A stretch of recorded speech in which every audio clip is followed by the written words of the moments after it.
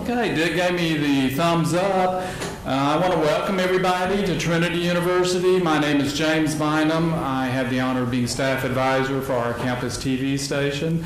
And we're going to get things started by introducing Dr. Jennifer Henderson, who is the chair of the communication department and chief operating officer for KRTU FM 91.7 and Tiger TV HD TV station. So I give you Dr.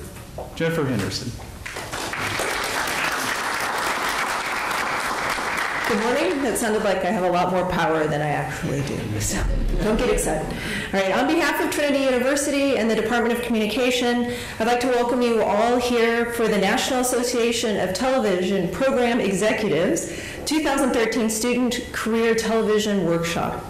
Before we officially begin, I'd like to extend my sincere thanks to Dick Block from NATPE and James Bynum, the operations manager of Tiger TV. And these two men have been working together for more than 6 months to organize all the details of today's event, and without them, there would be no program. So please join me in thanking them.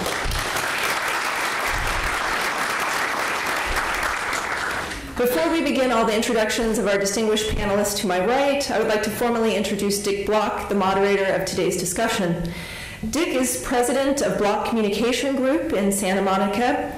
He's held several major television industry positions, including president of Kaiser Broadcasting, where he conceived and executed a plan to build TV stations in 7 of the top 10 markets, executive vice president of the TV station division of Metro Media prior to its sale of Fox, where it became the launching pad for the Fox network that we know now. He was also instrumental in the creation and launching of the Travel Channel for Westinghouse and the Game Show Network for Sony. Block's taught at Stanford and UCLA and currently teaches management of electronic media and the history of U.S. broadcasting at USC. Please welcome Dick Block. Thank you.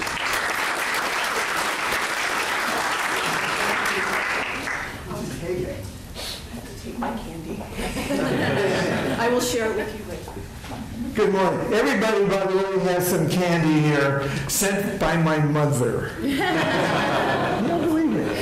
When I was at school after World War II, my parents traveled a lot, and my mother knew that I loved marshmallows. My baby talk, I still with my 50-year-old daughter, she says, "Father," because I talked what she said when she was a little girl. And my mother wrote me a letter. At that time, people wrote letters. There was no internet, and long-distance telephone cost a fortune. And she wrote me, and she said, "I found a store in New York that you'll love. It's called Schwartz's Out of This World Marshmallows." Now, every panelist here, and James and Dr. Henderson, have gotten a box, and each of you will have one, and it's with love from my mother. And they're very special, and it's the same family that in 1946 had the company, and they're still there. And so it's kind of a nice way to start off things. This is our 24th Student Career Workshop. We've been coast to coast, Boston, Atlanta, San Francisco, San Diego, Seattle, Nashville, Charleston, South Carolina. A lot of wonderful cities. And it's been a great opportunity for me because at each stop we get to meet the academics from all the schools, like Bill Israel and others from the schools around here. And we also, when we're lucky, we get to have a venue like at Trinity, where we are now, and meeting James Bynum, who's been a huge help in putting this together, and Dr. Henderson. So it's a wonderful opportunity, and we get to meet you, and you're the most important of all. I will extend apologies. Today, usually the moderator is Lou Klein, who's the president of the NATPE Educational Foundation. So this is money comes from the Educational Foundation for this, and the founder of that, and he was one of the founders of NATPE in 1963. So NATPE is just celebrating its 50th birthday. Lou couldn't be here today because Janet, his wife, is has some serious problems and had to stay in Philadelphia. So he did send his greetings. If he were here, he would say to you, "You're special."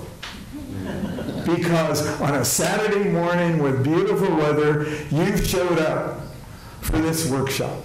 And that means more than anything, that you're special and you're going to be special in your whole career. And he'll also thank the 9 people here. I call it, by the way, the Supreme Channel. Okay? 9. 1, 2, 3, 4, 5, 6, 7. Is there anybody else think of another organization that has 9? See who does? The Supreme Court, okay? So it's the Supreme Channel. And each one in every city, it's been different and wonderful, and somebody's lost. Gloria, Gloria is our scout to tell people where to come in. And each one has been different and wonderful. One of the early ones, in San Francisco, KGO in San Francisco, we did it at the station. And I was called in kind of late, almost as a consultant, to do it because whoever was doing it no more. And I remember at the very end, there was a news reporter from KTVU, the Cox station in San Francisco. And he was in charge of the San Jose Bureau, the south part of the bay, about 50 miles from San Francisco and Oakland. And he got up and he said, and everybody had been pretty glowing about what a great, wonderful business this is, which it is. And I just feel fortunate every day I'm still part of it, after 150 years. And he said, there are, some give and take. And he said he thought, he wanted to pass on. He said, "I've loved being in it." He said, but he said almost every night, because KTVU was a 10 o'clock news, Fox affiliate, and he said, I'm not home. And he said, my daughter's older now, but a few years ago, when she was about 5, I came home and his wife said that his daughter really missed him. And he said, well, I miss her too. And she said tonight, you know what she did? She grabbed the TV and put her head next to it and said, Daddy, I love you. And I thought that was kind of poignant, and it wasn't saved. So from there on in, I said, we're going to put this on cassettes, and we're going to send them to all the schools. And at USC, I assigned, you're going to be the fall semester. I assigned the students to write up every speaker and everything that happens, including the news. You'll have a news interview about halfway through, and it's a very rich and wonderful experience. And I can't thank the panel enough to also those who they work 12-hour days and to be here. And you have every major station in San Antonio here, and you have people who've been in the business for a long time and a short time. And it's just an extraordinary experience, and I think you'll enjoy it, and I certainly will. So we're going to get underway now, and it's my pleasure to introduce our first panelist, Julie Cohen from KLRN, despite what it says in here. It says misspelled the call sign. And the public television in San Antonio, one of the great public television stations in the country. Julie is the COO, Chief Operating Officer of that station. And if you don't watch public television, you're missing a lot. It's just extraordinary. I think some of you may not think about it since Sesame Street, but believe me, I have my TV so I can watch the D1, D2, D3, D4 channels in Los Angeles, and in the morning I can watch wonderful shows that I hadn't seen, and documentaries and great performances and music, and it's just such a rich, wonderful experience. And so I hope you'll join me in welcoming Julie Cohen of KLRN, Public Television for San Antonio.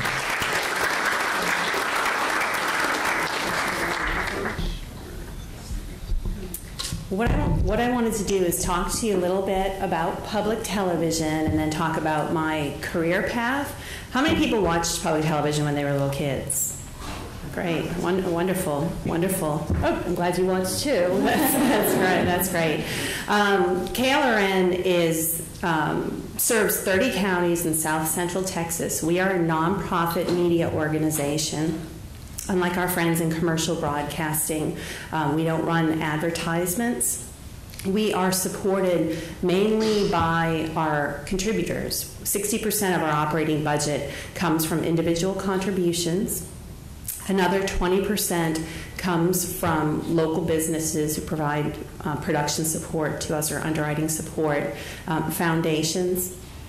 And then the other roughly about 17% comes from the federal government and to us in the form of community service grants. So when people talk about firing Big Bird, they're talking about that 17%.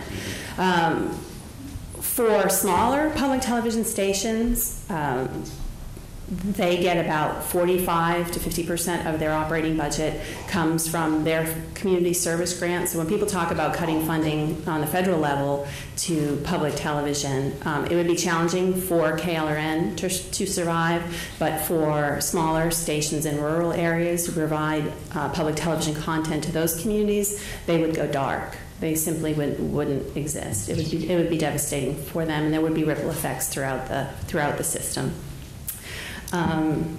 We are, as I mentioned, we serve 30 counties in South Central Texas. We are the largest classroom. We provide over 56 hours of curriculum-based educational content that are tied to national standards more than any other broadcaster in the country. We are South Central Texas' largest stage. We provide over 500 hours of arts and cultural programming in a year's time. And we are, for the 10th year in a row, PBS has been voted the most trusted organization in the United States among national institutions. PBS for 10 years has been voted, which is something we're extremely proud of, and that we take very seriously, that we operate in the public trust, because public television would be nothing without the public, because you are so important to the work that we do. My background is I'm originally from the Boston area. I knew I always wanted to work in television, and fortunately, when I was a senior in high school, the small town that I lived in got a cable station, and as part of their contract, they had to provide free training in all aspects of television production to anybody in the community that wanted it, which was just fantastic. So in high school, I had an opportunity to learn directing, editing, producing, all of that. So that's sort of how I got started. And then my parents couldn't afford to send me to college, so I had to pay my way through college. So I had to sort of put TV on the back burner, and I worked in other careers for a while to pay for my education. And then when I graduated, I did freelance work in the Boston area. And then my husband got a promotion at his job, and we had a choice to move to Ann Arbor, Michigan, or Houston, Texas. And it was the winter that we had 9.5 feet of snow in Boston. So I said, "Is it snow in Houston?" He said, "I don't think so." So I said, "Let's move there." And just happenstance, I happened to look in the newspaper, and there was an ad for an associate producer, because I thought, I'll never find a job in television in Houston. I don't know anybody. And a lot of working in television, it's your connections, and I didn't know anybody. So I saw an ad for this associate producer position. I applied for it, and it turned out the woman that I interviewed with had family in Boston, and we just hit it off, and I thought, I aced this. I definitely have this job. Well, I didn't get the job. It went to somebody else who had been volunteering at the station for a year. But then 6 months later, the other associate producer left and took a job at CNN, and she called me back. And I've actually spent 16 years at that public television station. And I have to tell you, if you're thinking about careers, public television, it has been an absolute joy for me to work in public television. And to have our friends who work in commercial television, and I know a lot of them, we have our challenges in public broadcasting. They have different challenges. They are every day I know in a lot of stations, as soon as you log into your computer, whoop, the ratings come up. We're not ratings driven at all in public television. We are mission driven. We exist for no other reason but to serve the community, to use the power of television to serve the community. So if you're considering a career in public television or public broadcasting in general, I would highly recommend it, because media is very powerful. And to me, I think it's remarkable that educational television, I don't know if many of you know this, but actually got its start in Texas, not Boston, not New York, not Los Angeles. The public television station that I came from in Houston went on the air actually next month, 60 years ago. And they were the first educational television station, which we were always proud of at KUHT. But when you really stop and think about what television was like in 1953 and what Houston was like in 1953, to have people in the community who had enough foresight to say, you know what, we need to set aside part of the spectrum just for the enrichment of the community, for the education of the community. I think that is a remarkable achievement. I think every Texan should be proud of the fact that we were on the vanguard of educational television. So I worked as an associate producer, and I did not have a lot of field production. My job was to go out and find stories to tell for a daily program that we did. I didn't have a lot of experience doing packages. I had some experience. So I was very fortunate to find two mentors at the station who helped me grow as a visual storyteller. And I cannot emphasize enough to all of you the importance of identifying mentors early on in your career. It makes all of the difference. And these were two people that I felt really understood visual storytelling better than anybody else that I'd ever seen. And it really is an art, telling stories with pictures and sound. And so when you start your career, if this is a path that you're interested in, know that it is a craft, and that maybe when you start out you might not be so great, but you will be great one day. Just keep sticking with it and keep trying, and every story that you do is an opportunity to learn and to grow. Couple of organizations that I just want to recommend to you. The National Press Photographers Organization, NPPA.org. They are an organization for still photographers or print photographers as well as videographers, and they actually have workshops all around the country to help people with visual storytelling. They actually have one tomorrow of all places in San Marcos. They have it's actually an advanced storytelling workshop, and I went to one that they had in Oklahoma, and it's really fantastic because you have an opportunity just to be surrounded by people who understand the challenges that come with visual story.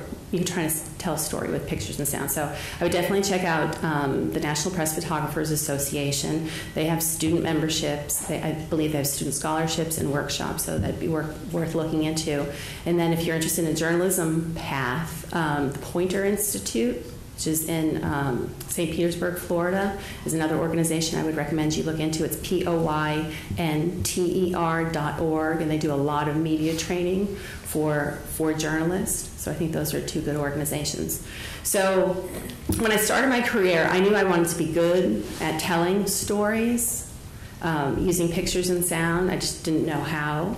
So I would tell stories, and it was very important for me to get feedback from stories, and I knew I wasn't good at it. So when I would show people my stories and they'd be like, "That's great, Julie," I'd be so mad because I said, I know it's not good. I know I'm just starting out. Help me. And one of the things that I did early in my career is, I think people who are in TV can attest to this. We have big egos in television. A lot of people do. I know, it's shocking. It's shocking. But early in my career, I made the decision that I was going to separate my ego from my work, so that when people were critical of something I did, they weren't criticizing me. I looked at it as they were trying to help me grow as a professional, and that was an enormous decision on my part, and it really helped me develop as a professional. So I worked as an associate producer for a number of years. So much fun. My job was to go out, tell stories. I got to meet the most fascinating people and tell their stories. Then, after a few years, I became co-producer, the number 2 person, because our managing producer needed somebody as a backup. And after she left, I became managing producer, and I oversaw local production for several years in Houston, and producing documentaries, town hall meetings, pretty much every aspect of production we were involved with. And then they asked me to become the director of communications, which was a fun job, but I have to tell you, it's not as much fun as production. So I did that for several years, and then I got a phone call from a friend who said, hey, my brother is going to become the GM at the PBS station in San Antonio, and he's looking for a number 2 person. Are you interested? And to me, it was a dream to run a public television station. Challenging. I toss and turn at night a lot, but overall it's been a wonderful experience. So I came here 6 months ago, and now as Chief Operating Officer, I oversee production, programming, engineering, marketing, education. So basically everything except for our development people who are our fundraisers, and it's been a wonderful experience. So that's kind of my story in a nutshell. Thank you, Julie. When I was in kindergarten, I told somebody I was bored, okay? And so I had to go down to the Department of Education, and to prove that I could get into the first grade, okay? So they gave me and one of the tests was, what is the alphabet? A, B, C, D, E, F, G, H, I, K. Now, when I went to USC, they didn't ask that question. And so you can see that Christina Coleman, who was supposed to be number 2, because we really go with alphabet, but I kind of forgotten it. I'm kind of an old guy now. And so we're going to go, Christina, you're going to be number 2 because we pride ourselves on alphabet, and our apologies for putting it together wrong. So Christina Coleman is vice president for the, well, you're going to read all this, but she's at KABB, right? Yes. And she's on the air, and she's a delightful person, and we're very happy to have her. And my apologies for, but I don't remember. I'll forgive you. Go ahead. It's okay. I'm a general assignment news reporter at Fox San Antonio.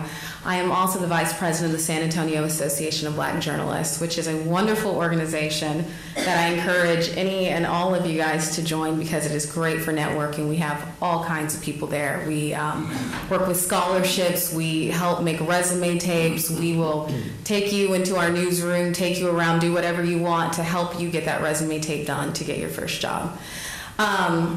I started off, I went to Texas A&M University. I walked onto the basketball team there. I thought I wanted to do sports. I wanted to be the sports reporter, but lo and behold, I don't know that much about sports. I like basketball, and I realized I can't cover horseback riding or football. So I went into the journalism program. I was there I took one class, and then they cut it. And so I'm like, well, what do I do? Because I went there to play basketball, but I had this love for journalism, and so it's like, where do I go from there? And so I basically learned everything that I could possibly learn through my internships. I interned at KXAN, NBC Austin. They are great. I know the producers there. They're awesome if you can get an internship there. And then I went to KRAV, Fox Houston. And when I was there, it was really weird. They started off with like maybe 20 interns, and everyone's just kind of like sitting around like, what do you do? And you have to understand, as a reporter, you're on deadline, you got promotions, you got things you need to do. You don't have time to sit around and let me show you how to do this. But the reporters there for the interns that had heart, the interns that were really interested in learning and took advantage of their internships, they worked with. And some of those reporters out there are some of my best friends. I mean, they were there through life. And so, like one of my interns, Chelsea here, is amazing. She finished her resume tape. Hopefully we'll see her on air soon. She's fantastic. But what I really wanted to reiterate to you guys is, as far as internships, like if you are, looking to get that job out of college, take advantage of it. I mean, find a reporter in there that's willing to mentor you, willing to guide you. Follow them, listen to what they say. Try to write your own stories while you're out there with them. Try to take in the information and think, how would I do this if I'm a reporter? Because that's how you're going to get a job. You need a resume tape, in most cases, to get a job. And I mean, use your resources. Go to YouTube, go to News Blues, go to TV Jobs, see the other resume tapes for people your level, and realize that's your competition. And I mean, if you want to go above and beyond, I mean, watch the news and see how people are doing. That is your competition. So I cannot reiterate that. I can say at Texas A&M University, College Station, great school. I mean, especially if you want to go into engineering, but I did not. And so when I was interning, every day I took it seriously. And just like I do with my job now, every time I went out in the field and had a story, it was an opportunity for me to add to my resume tape and hopefully get a job. And so, I mean, the big stories, I think what got me here was the Fort Hood shootings. I did so much covering. I did so much national coverage with that I think that, I think that showed my bosses here, like, wow, she can do it. But you don't have to wait for a Fort Hood shooting or, a massive hurricane to put together a resume tape. It could be something unique, something creative. There was a spider that shut down the construction on a highway. It was crazy, and that was the kind of thing that went to Fox Network. It was my coworker just did a story on somebody thought they saw the Virgin Mary in a tortilla, and I'm watching Jimmy Kimmel Live the other night, and that's the story they're airing. I'm like, really? I just covered a shooting, and my coworker did something about a vision in a tortilla. So, I mean, your stories are what you make it, but I just can't reiterate to you, if this is something that you want to go into, really do your research and really look at who you're up against. Find a mentor, listen to them from everything from your appearance, the way you sound, your voicing, the sound bites you use. I mean, it's just all so important. And I mean, John Donnelly with Fox Houston, if you guys ever interned in Houston, he's a great guy. He will help you out. Haley Cyhawk with KXAN, NBC Austin, amazing. If you go to Fox San Antonio, there's me. But there are people who will definitely help. So my advice to you guys is if you guys are looking to an internship, really take advantage of it. Don't just sit in there every day. You get what you put into it. And also, for the San Antonio Association of Black Journalists, I became a part of that because I went to the National Association of Black Journalists, their convention that they had every year. And that helped me dramatically because in my first year reporting, I went there, I looked all like disheveled with my little suitcase and my rinky-dink VHS tape, and then you're seeing like these beautiful, fantastic news anchors from Miami and New York and LA, and you're like, oh my gosh, I need to step my game up. But it helps, it really helps in shaping who you are. So find a mentor, getting involved in as much as you can. Like coming to something like this is great. And just really taking advantage of your internship opportunities because not everyone gets one. And so that's all I have to say.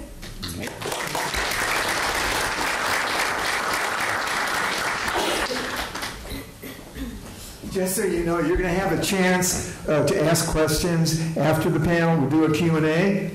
And also, the DVDs we'll send to every academic and career services department from all your schools.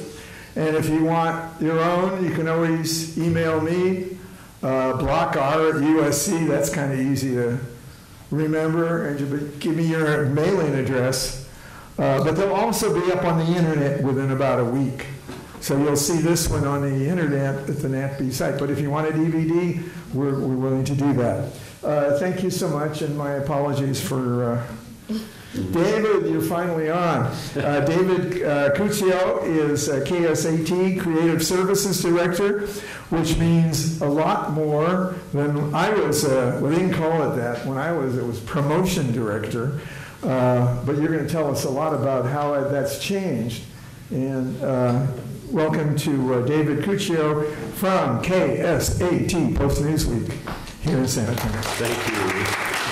Thanks, Dick. And as Dick said earlier, just the fact that you guys are here on a Saturday morning puts you miles ahead of everyone you're going to be competing with, because it is very competitive out there and getting more so every day. I am with KSAT 12. We're the ABC affiliate for South Texas. We are not owned by ABC. We just basically have an affiliation agreement to carry their programming here in South Texas. We're owned by Washington Post, which is Post Newsweek is the company. Washington Post is the newspaper in our nation's capital, and they own 6 television stations throughout the country, as well as Kaplan Educational Institution. They own a cable company, magazines and newspapers all over the place, and really diversified company, so we're fortunate in that respect. Unlike my friends in public television here, we are a for-profit business, and so that there are pressures there, believe me, that you face every day. I mean, we get overnight ratings every single morning. It's the first thing you look at when you come in, and you just look at how my friends on the other side of the table here did the night before and what they did and how we can do better, and we keep each other on our toes for sure. And it guides your day, and it's compared to where I started out in this business, because I started out really thinking I wanted to work in an advertising agency. I graduated from University of Louisiana in a small town, Lafayette, Louisiana, and graduated in mass communication. I thought I wanted to go the route of an advertising agency because I love copywriting and creating, but after taking a few television classes, I figured, boy, this is the best of both worlds, because you get to touch the equipment, you get to write, but you can also produce and direct and take bigger positions. And so I started moving in that direction, and did my internship my senior year at the ABC affiliate in Lafayette, Louisiana. And I'm here to tell you, getting the internship is only half the battle. Once you have that internship, you have got to take it to the next level and stand out. Which is why I mentioned being here on a Saturday morning, because during my internship, I was working in the news department, a real news junkie. I was there on Christmas, on Easter, every holiday you can name. I was the intern showing up, and the staff looked at me like I was crazy, because why are you here? You're not even paid to be here. You know, people who get paid to be here are not here, but you're here. And it's because I wanted to be there. I wanted to work in this business so badly. I was not going to let them get rid of me. And when my internship was over, the news director said, you know, we've got to find something. We have to find a position for you. Let's go down the hall. And took me down to the general manager and said, we need to find a place for this guy. What can we do? And so I went to work in the promotion department, which, because I said, no, I think I'm going to maybe go to advertising now. I'd like to go into advertising. Well, there is an advertising department here in the station. And I never learned about that in school. There was not a course on promotion writing. You know, it's my staff. I manage the promotion producers. We're the ones who tell you there's something in your house that's going to kill you, but you have to watch Tonight at 10 to find out what it is. That's my staff. And that's one part of it. But once I went into that department and saw how you could be so creative and think outside the box and just try something new every day, I was hooked. And from that day on, I've worked only for ABC stations and in the promotion department. I'm now elevated to a position of Vice President Director of Creative Services for KSAT 12, and feel very fortunate to be here. KSAT is still a very powerful station, and San Antonio is full of powerful stations, really. All of us do really well here, because you can just go up the road in Austin and a newscast there, you can have 2 rating points and win the time period. Here, we do 13 rating points and we're in second place. I mean, it's a real market where people still love television. It's an exciting time still to be in television. I wouldn't give it up for anything. The way it's changed is, as Dick said, we're not just writing promos anymore. I now manage the graphics department, I manage the programming department, the public service department, And that all encompassing is community-oriented initiatives. And so it's a lot more, we just created a new position, in fact, that's only 6 months old now, but of a social media director. And so that's a whole new world for us. You know, we have to focus. It used to be a medium where we just talk to you, where you turn your TV on and we entertained you all night long. Well, now you want to talk back to us, and social media allows you to do that. And so we have to be there and make it a conversation with you, because if you don't move with the technology and with where the marketplace is going, you really will get left behind. So it's really important, especially for you guys right now, to not just learn, regardless of whichever you're going to go, if you're going to go advertising agency, if you're going to go television, radio, but to learn all aspects of it. Be able to pick up a camera and shoot, even though you never want to shoot video in your life. Know how to do it, because my producers right now, all the producers that I'm hiring, and I've hired several from Trinity, Incarnate Word, also from SAC, they are coming in and they have to really win those positions over, because it's not enough just to come in anymore and say, I'm a great writer, I want to be a promotion producer. That's awesome, but can you shoot? Can you produce graphics as well? Or do you at least have some kind of an art skill that you know what kind of graphics you want in your spot? Because all of my producers right now not only write their own copy, they edit their own spots, and 90% of the time produce their own graphics for their spots. So you really have to be a one-person band these days. You have to be able to do it all. And the best place to get that experience is in school and in your internship. As I said, when you do your internship, don't just focus on what you're interested in. If you're a news junkie, you want to work in the news department, do your internship there, great. But see what the guys down the hall are doing. What are they getting their hands in? What's the sales department doing these days? We have huge changes in the past 5 years even. I mean, we're talking about how to allow you to pick up your phone and turn it on and watch our signal live now. That's what it's coming to, and for free. You know, we're a for-profit business, but we're still free, really. You can put an antenna up in your home, turn the TV on, and watch us, and you don't have to pay us a dime. If you want to watch on cable or satellite or so forth, you pay them, but you're not paying us for our signal. It is free. And so the same will be true on your iPad, on your phone. You will be able to one day just turn us on and watch us right there. Our parent affiliate company, Disney, the ABC is owned by Disney. And so Disney, as you can imagine, has their hands in this interactive world bigger than anyone. They already are at the position where the kids are at home watching the Disney Channel. You can launch it on your iPad and say, get in the car, we can finish watching it in there. Put the iPad on the back seat there, and they can continue watching right where they left off. That's already happening. That's already there. ABC is working on that for the ABC network right now. It's called TV Everywhere, where literally you will be able to watch on any device wherever you are at any time. And for the most part, it's going to be free. Where advertisers support it.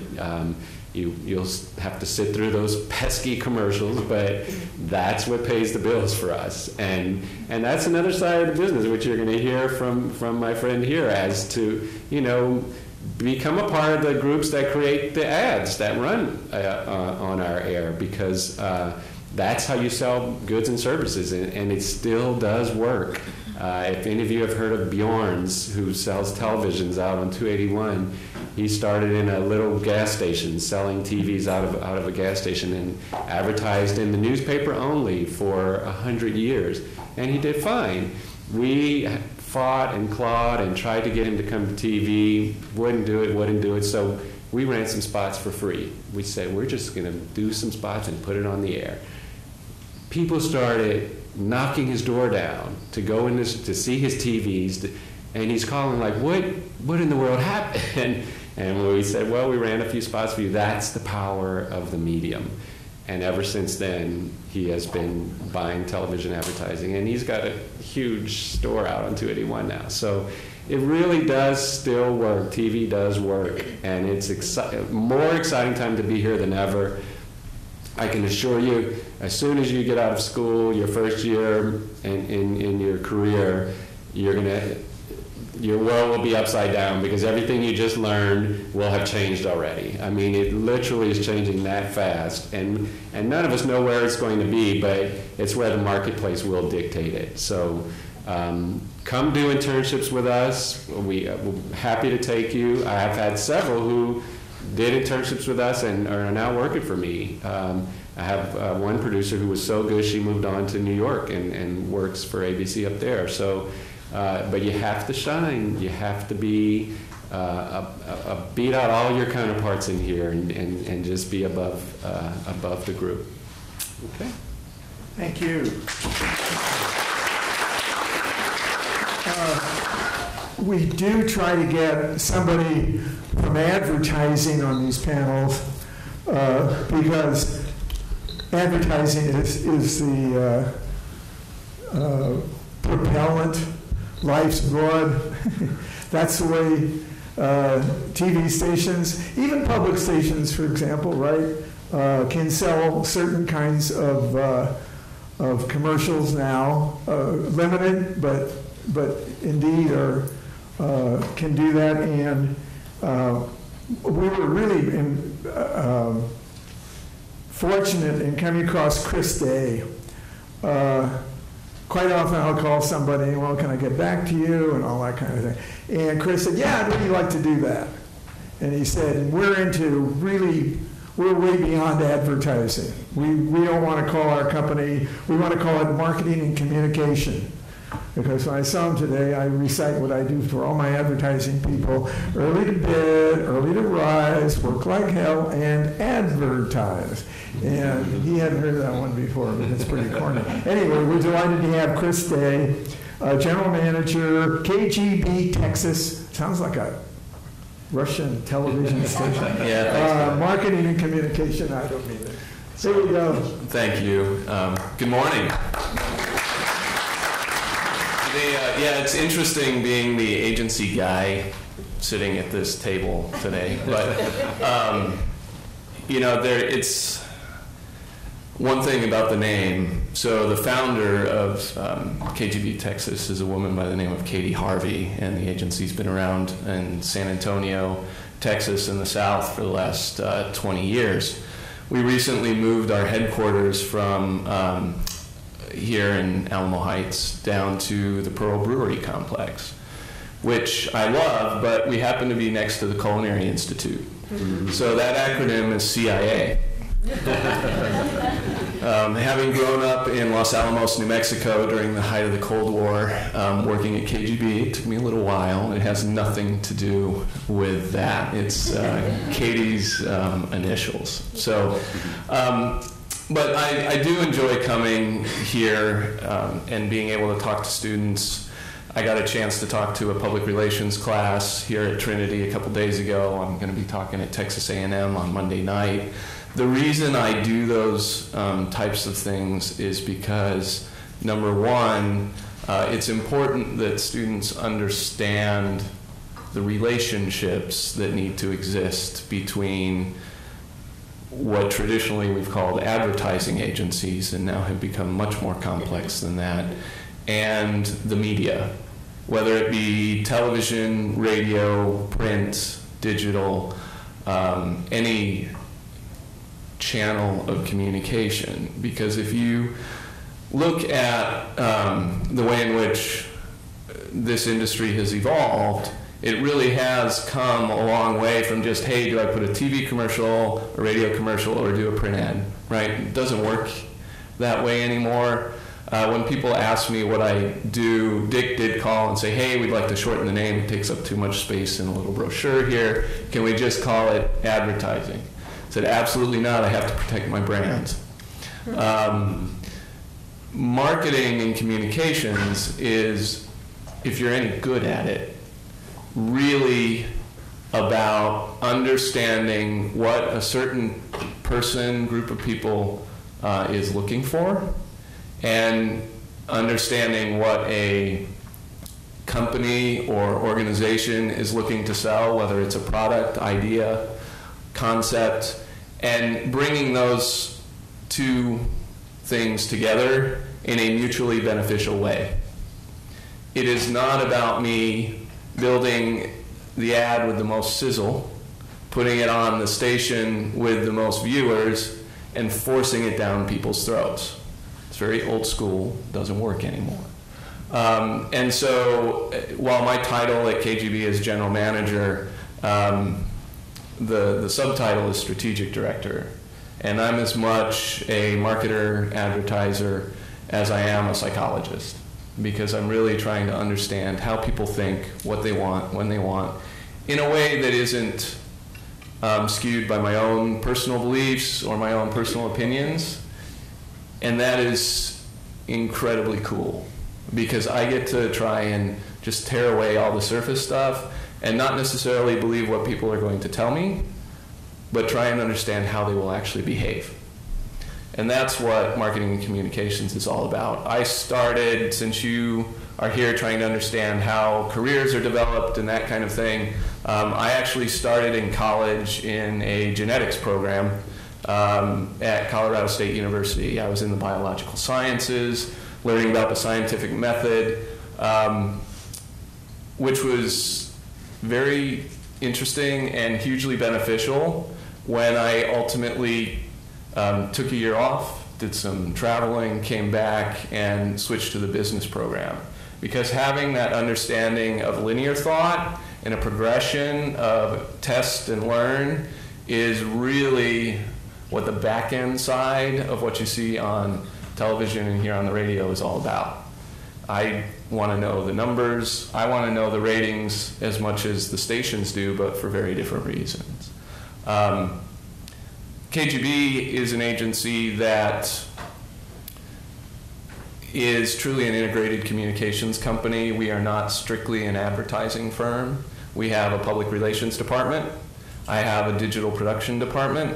I have an advertising account service group, which really is, their job is to be the partners of all of the folks sitting up here and work well together so that we all deliver the best product that viewers or listeners want to see and hear. And I, of course, have the creative design department who want to build all of their unique stuff, and then we have to bring them in and say, yeah, it's beautiful, but it needs to talk to these people instead. And so it's a total collaboration across the board. I know for a fact that regardless of where you collectively may be in wanting to be reporters, managers of stations in television, radio, many of you will end up working in the marketing and communication space for different kinds of agencies. It's how it evolves. I have several people that work in the agency with me who are former anchors. I have several folks in the agency who aspire to be that. What's neat is because we function at the crossroads of all of these things, it works really well as a place for folks to learn, to grow, to understand really the dynamics of how communications work and how psychology works for viewers and listeners, regardless of where you're headed on the path. What I would caution you of, there's also a lot of agencies out there which really are hacks. We have several, in my opinion, in San Antonio. Certainly I've worked across the country with a lot of them. These are the guys that come in that just do indeed try to force feed a certain message. They want to get the highest dollar for whatever garbage they're going to put on the air, and then move on regardless of whether or not the analytics prove that it works. I've had to retrain lots of young professionals over the years to think more about what do people want to consume, what do they want to see, and how do we make sure that we deliver that as opposed to telling them what we believe they need to consume, see. And not all of my clients agree with that philosophy either, but that typically doesn't last very long when that happens. Just to lay out the balance of the career discussion, and then I'll look forward to the Q&A section later, because I like to hear from you more than I like to hear me talk. Once I graduated from Colorado State with a business degree in marketing, I started at Freedom Communications in Colorado Springs. They owned the Colorado Springs Gazette at the time. And got a chance there at a recruitment fair where I was trying to recruit folks for the paper. I got approached by a former editor of the Wall Street Journal who was hiring. And he pitched me on coming to work for him in public relations, but not in spinning stories, not in writing, but in understanding journalists. So we spent our time researching journalists, researching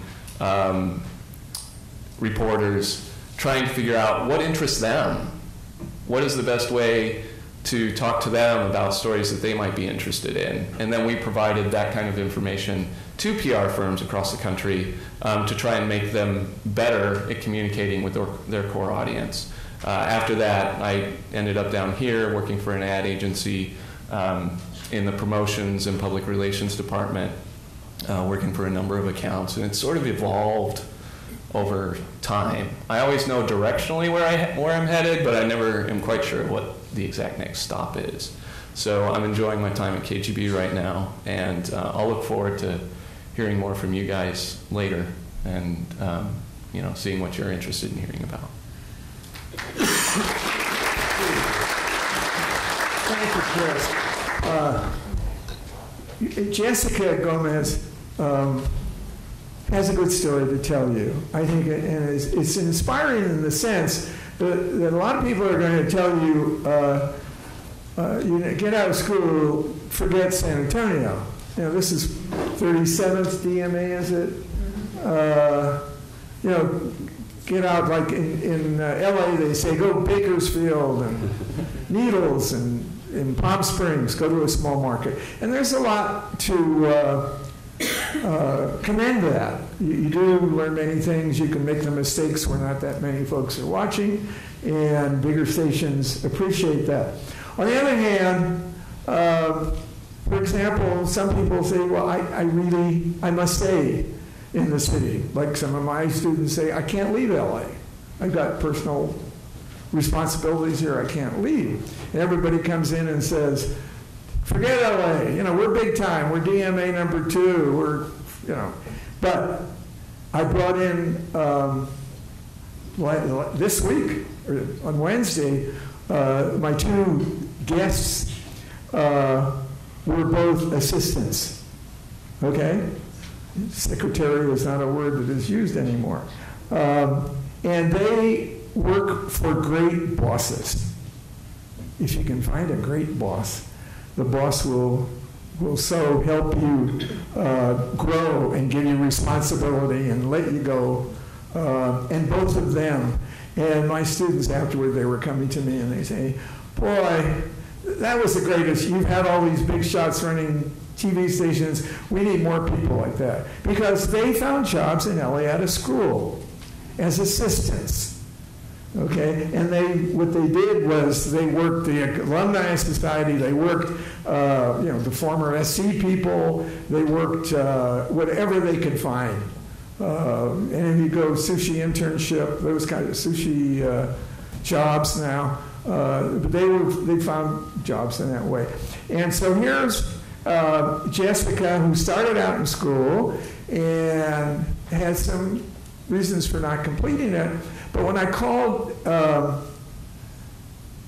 KENS, and I wanted somebody from every station, and I was thinking maybe sales, and she answered the phone and very with it, and, yeah, who do you want to talk to? And I said, the GSM or what? She said, he told me the names, whoever, and I said, what about you? I said, what about me? I said, how long have you been there? She said, I've been back here about a year. I said, where'd you go to school? She said, well, I started out, but I couldn't continue. And I said, hey, I want you on the panel. Jessica Goldman. Welcome. Well, guys, I probably have a story that a lot of college students can relate to.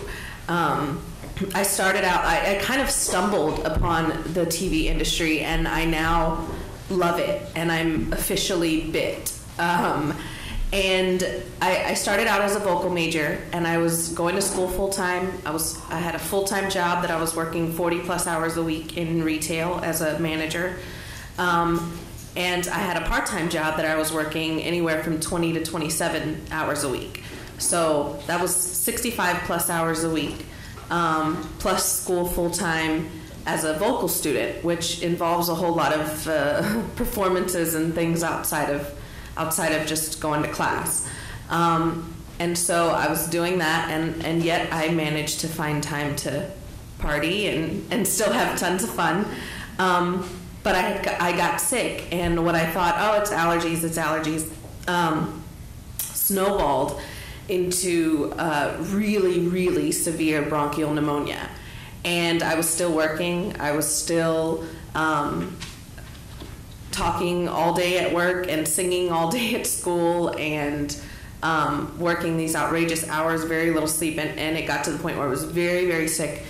And I finally hospitalized, all that kind of thing, and was on the mend of that.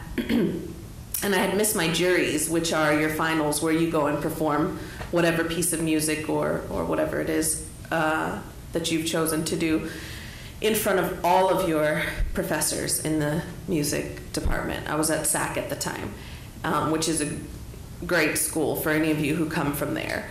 And they knew that I was sick, so they said, well, we're going to give you an incomplete. You have 30 days or 60 days, whatever it was, to finish. And I still could hardly talk. And by the time I would be at work for 4 hours even, my voice was just really hoarse and really bad. And so my actual vocal professor said, Jessica, you need to go see a specialist because I think there's been some serious damage done. So I did, and there was. And she said, your vocal cords are just... They're really, really damaged, and this is going to take some really intense therapy and blah, blah, blah. And so I said, well, I didn't want to wait 3 or 4 years and still not know if I was going to be able to do vocally and perform vocally the way that I was before. So I said, well, fine, then I'll talk all day instead. And so I switched majors, double major in speech and mass communications, and kind of just put my resume out there and said, well, I guess I should send it to the stations. And I got a call back from Ken's for a part-time receptionist position. And I said, that will allot me the opportunity to go to school, and yeah, I'm going to take it. I was a manager at Macy's, so a part-time receptionist position was just kind of a really huge step down for me.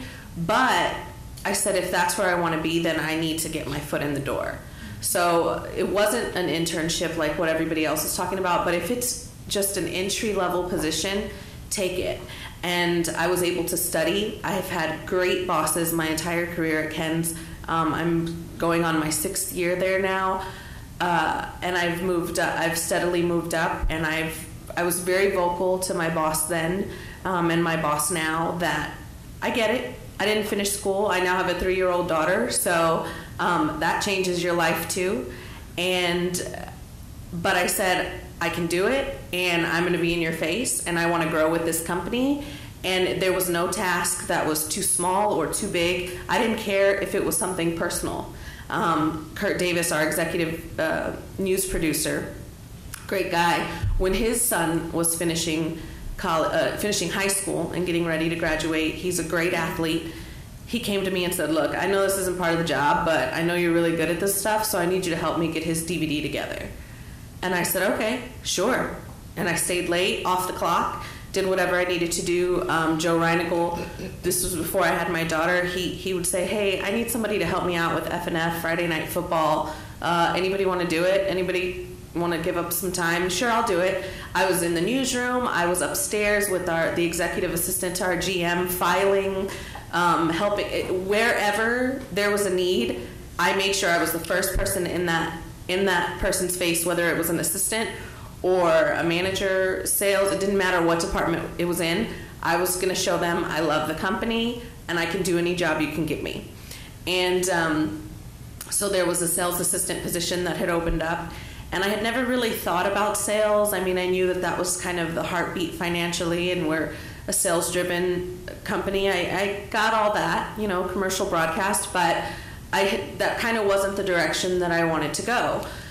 But single mom, going from part-time to full-time, and so I called our GSM at the time, and I said, you know, I really want to talk to you about this opportunity and maybe schedule a meeting with you. And she said, come up right now. Just come up right now. And I had taken a year break off of Ken's. I had moved to a full-time position, and I hated it. It was like I would go into work at 8:30, and by 8:45, I would text my mom or my dad and my significant other at the time and say, go buy a lotto ticket because I hate this job. Like, please, I can't, I'm just done. And during that time was when I had my daughter, and because I had done so well my first 2 years as the part-time receptionist, it just kind of panned out that one of the receptionists was leaving again. And my boss literally just called and said, hey, want your job back?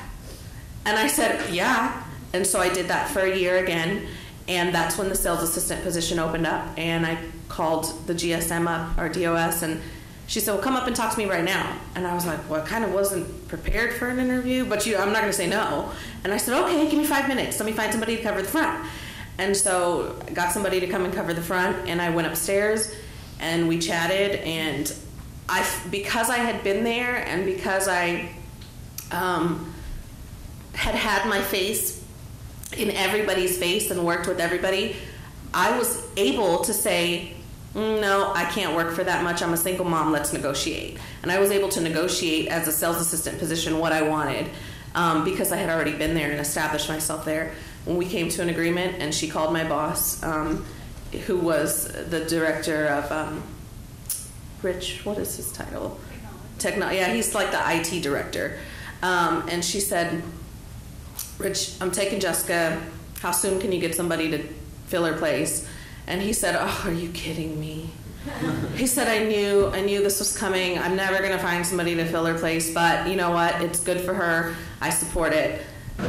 Give me 2 weeks, I guess. And so she said, okay. And within a week, he had gotten with the temp agency, and I trained the girl, and I had moved upstairs. And so I was doing that. And our DOS left after like 16 to 17 years with the company, about 6 months after I started. And so we got a new DOS who was coming, who used to be our local sales manager. And she got hired, and the moment that she came in, I said, hi, Sarah, so nice to meet you. I had just started as a part-time receptionist right before you left. She said, I remember you, Jess. I remember you were all over the place. And I said, well, I need to schedule a meeting with you. I need a one-on-one.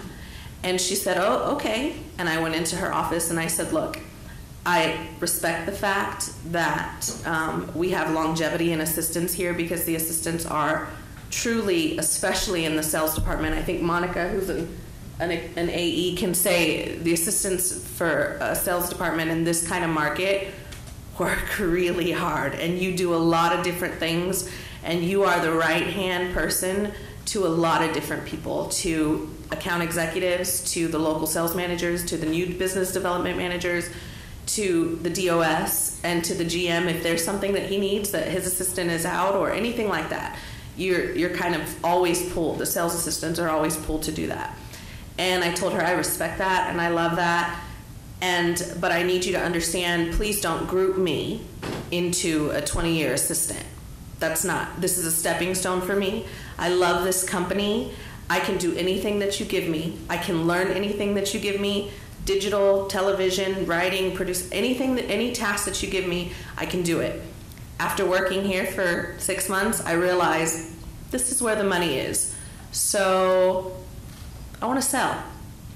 And so then I went to her and I said, and I'm asking you to be my mentor. I've been in this industry for 3 years, going on 4, and I've never asked that of anyone. But now that I have a little bit of direction, be my mentor and groom me into the AE that you want me to be. And so in January, she said, you know what, Jessica, I think you're ready. And so since January, I've been managing accounts. I'm not officially an account executive, but in the interim, when we have AEs that leave or house accounts that need to be changed from one account executive to another or anything like that, lead generation, I work with lead generation, managing accounts, and that's anything from putting together proposals and avails to finding make goods for things that got preempted because, the president spoke or something.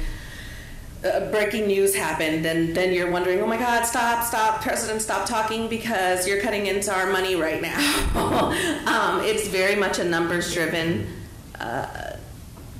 organization, and one of the things that if you do get the chance to start at an entry level, like a receptionist or a sales assistant, especially a sales assistant, you're exposed to a lot of information that a lot of the sales assistants you'll get those overnights to your email, and they just kind of delete. No, I want to understand the overnights. I want to talk the numbers, and my bosses have been so good to me, and they've any training that the AEs get to go to, I'm invited to. Digital training, sales training, it doesn't matter. They've invested that in me, and that's a great compliment for somebody who doesn't have a degree. So I encourage you guys to finish school because it makes the road much easier. But there's hope if you don't or you didn't. And it really is about who you know. Everybody said, and I'm just going to echo that, finding a mentor, being ready to take on any task that's given to you, even if it's, hey, can you get the client some coffee? Sure. Cream, sugar, anything that you want. And if you can handle those and present yourself well in front of clients and all of that, then they'll see value in you and learn every part of the business, work in different departments, make yourself indisposable because you've learned so many aspects and you've functioned in so many aspects that they know that you can perform in whatever task you're given. So that would be my advice to you is stay in their face. You can grow from the bottom up. When you find people that are willing to invest in you and help you grow, like Christina said, help you with your resume and things like that. Martha actually works at Ken's with me. She's our promotions coordinator, and she can attest to the blessing that it is to work there as you're going to school or as you're a single mom or as you have life that happens to you, to have people that see your value, recognize that because you do your job well, and work with you as life happens. So that would be my advice. And stay in their face.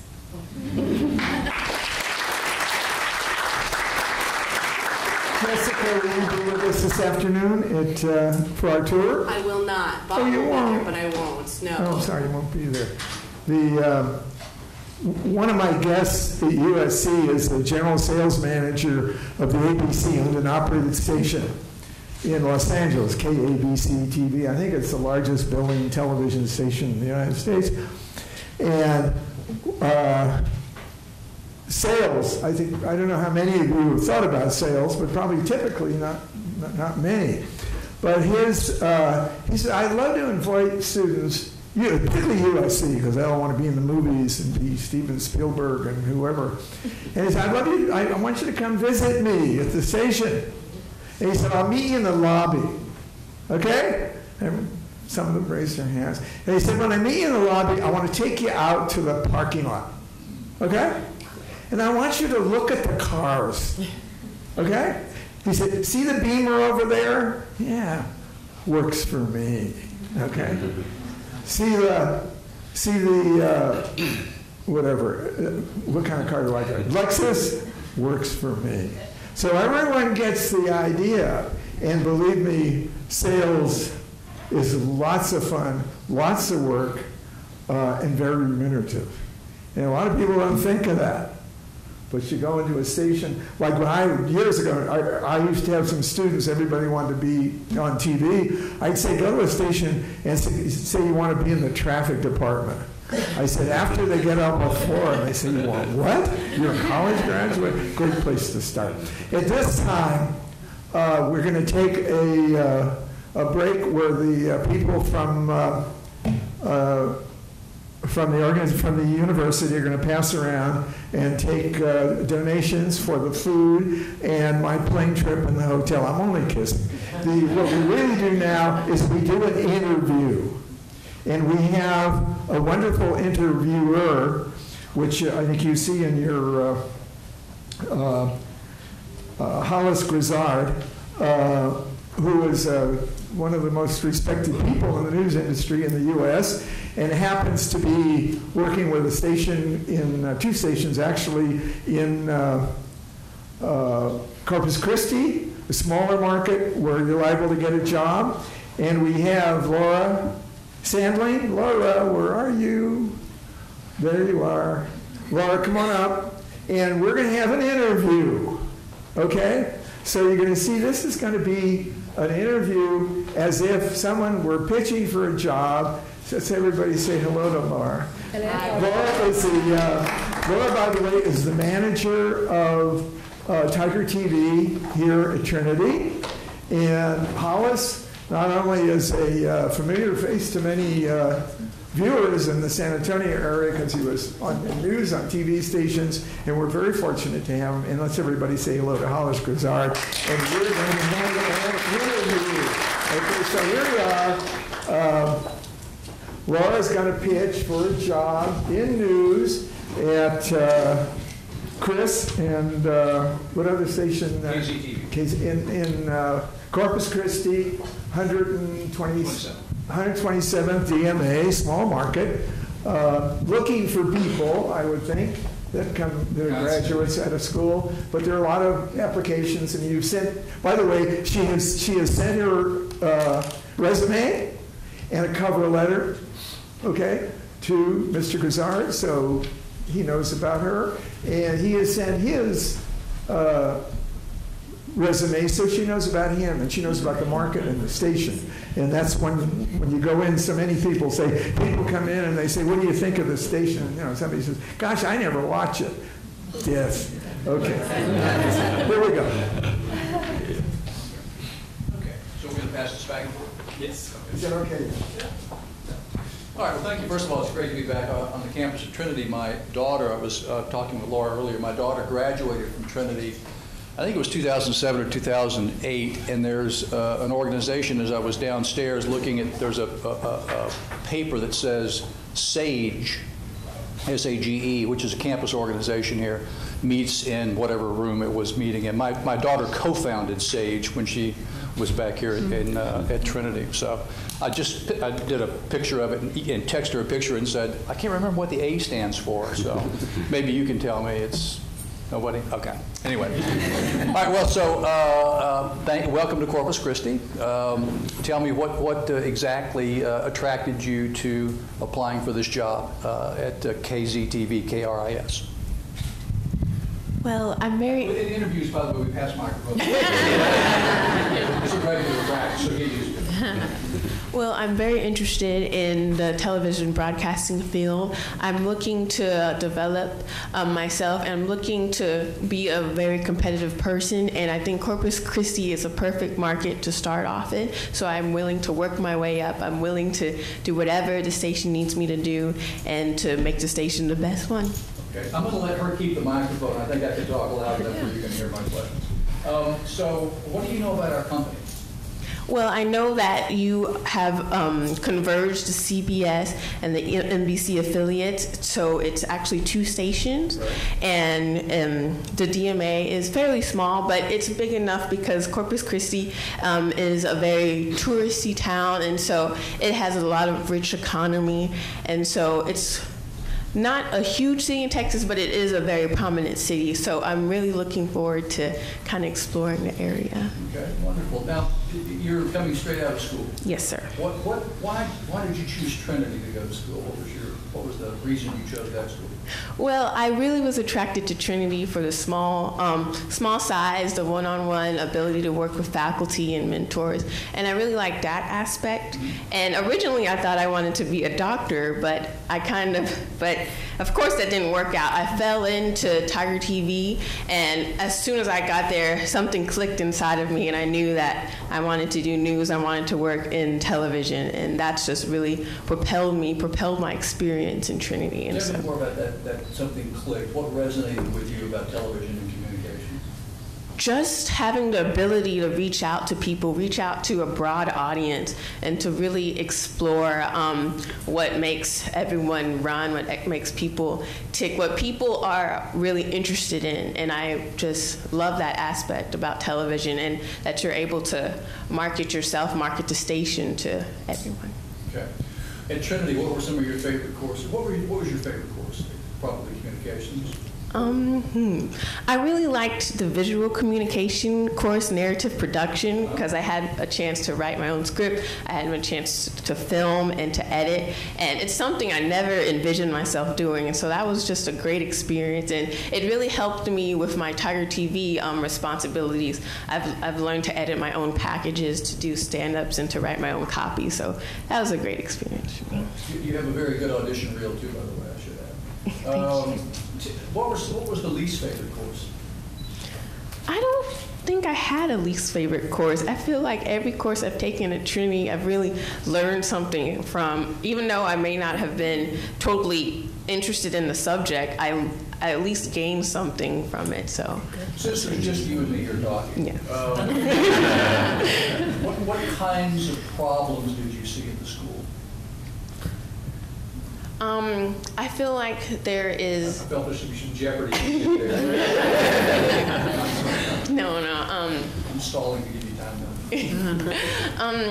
I don't think there's any overt problems, but I think the school can do better with diversity, welcoming more diverse students in. We are diverse, but we're only. We're about 60% white. We're 3% African American. We have a good international student base, but it would be interesting to try to. It's not an easy problem, but I think we should work on marketing to other students. I'm sure they've heard it before. So, entering into the field of communications and journalism and television, a lot of times students don't really, we find, have a firm working knowledge, oftentimes, of government, city, county, state. So if you don't mind, I'd like to kind of explore the level of knowledge that you're going to be bringing to the job if it turns out that we offer you this position. What kind of background or knowledge do you have in media law, libel, invasion of privacy, those kinds of things? I actually did take a media law course last semester, and that was very interesting with Dr. Henderson, who was here. Good teacher? Yes, she's wonderful. No. So would you, for example, if I asked you if you knew what Sullivan versus the New York Times case, Supreme Court case was, you would know what that is? Yeah. Can you tell me what that is? It's one of the flagship courses where it was the one where they told me you were hard.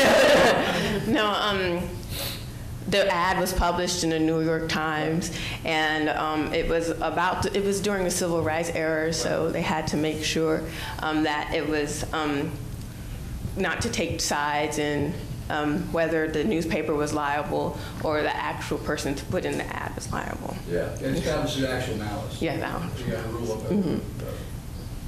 yes, whether the newspaper was liable or the actual person. Yeah, exactly. Do you know who the senators are from Texas to the U.S. Congress? Ted Cruz and John Cornyn. Okay. Do you know much about the representatives from Corpus Christi? I haven't actually had a time to look at them right now, but I know that we do have a large percentage of Texas representatives in the U.S. Congress, so I'm willing to look at them up as well. You work well in groups? Yes, I do. I love working in groups, actually. A lot of my extracurricular activities have been very group-oriented, and I love collaborating with people and working with people. If you're selected for this position, which is a producer position, you're going to have to supervise. Actually, a producer supervises a lot of the activities of the reporters and the MMJs, which is multimedia journalists, is the acronym. how are you at supervising a large group of diverse personalities and egos?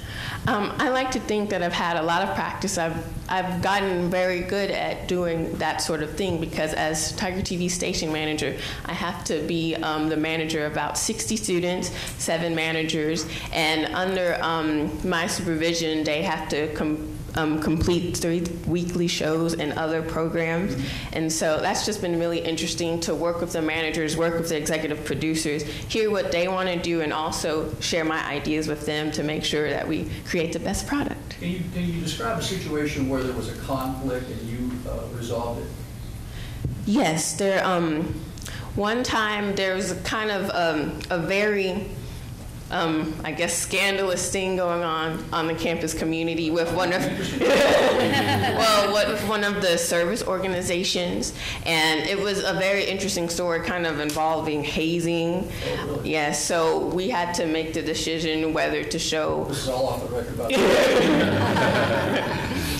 It was very pertinent, but some facts weren't necessarily. They weren't. It was alleged facts, and so we had to make sure that we were covering both sides of the story. And so we had to make sure that our advisor approved, that communication faculty approved before we aired the story. So we had to make sure that everything was okay, and we had to double check ourselves because we know that it's important to make sure the truth gets out and not just one side. Exactly. So understanding that this is a medium to small market you're going to be going to work for, what's your salary requirements? Well, I'm very open. I'm flexible with salary. I understand that I'm definitely not going to get the top salary, but I'm willing to work my way up and to prove myself because it is a very competitive environment. So I'm willing to show that I am up for the challenge. Okay, I didn't hear a number. Well, I would say around starting out 30,000. A little less. No, we can talk.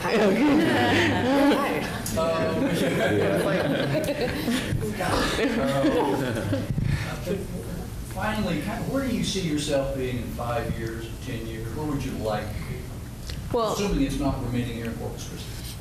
I would like to be a general manager of a station. Good answer. I really want to. I want to make sure that the station I'm working for is the best, no matter what position. I want to make sure that people know to come to our station for the latest news, for the best programming. Yeah. All right, wonderful.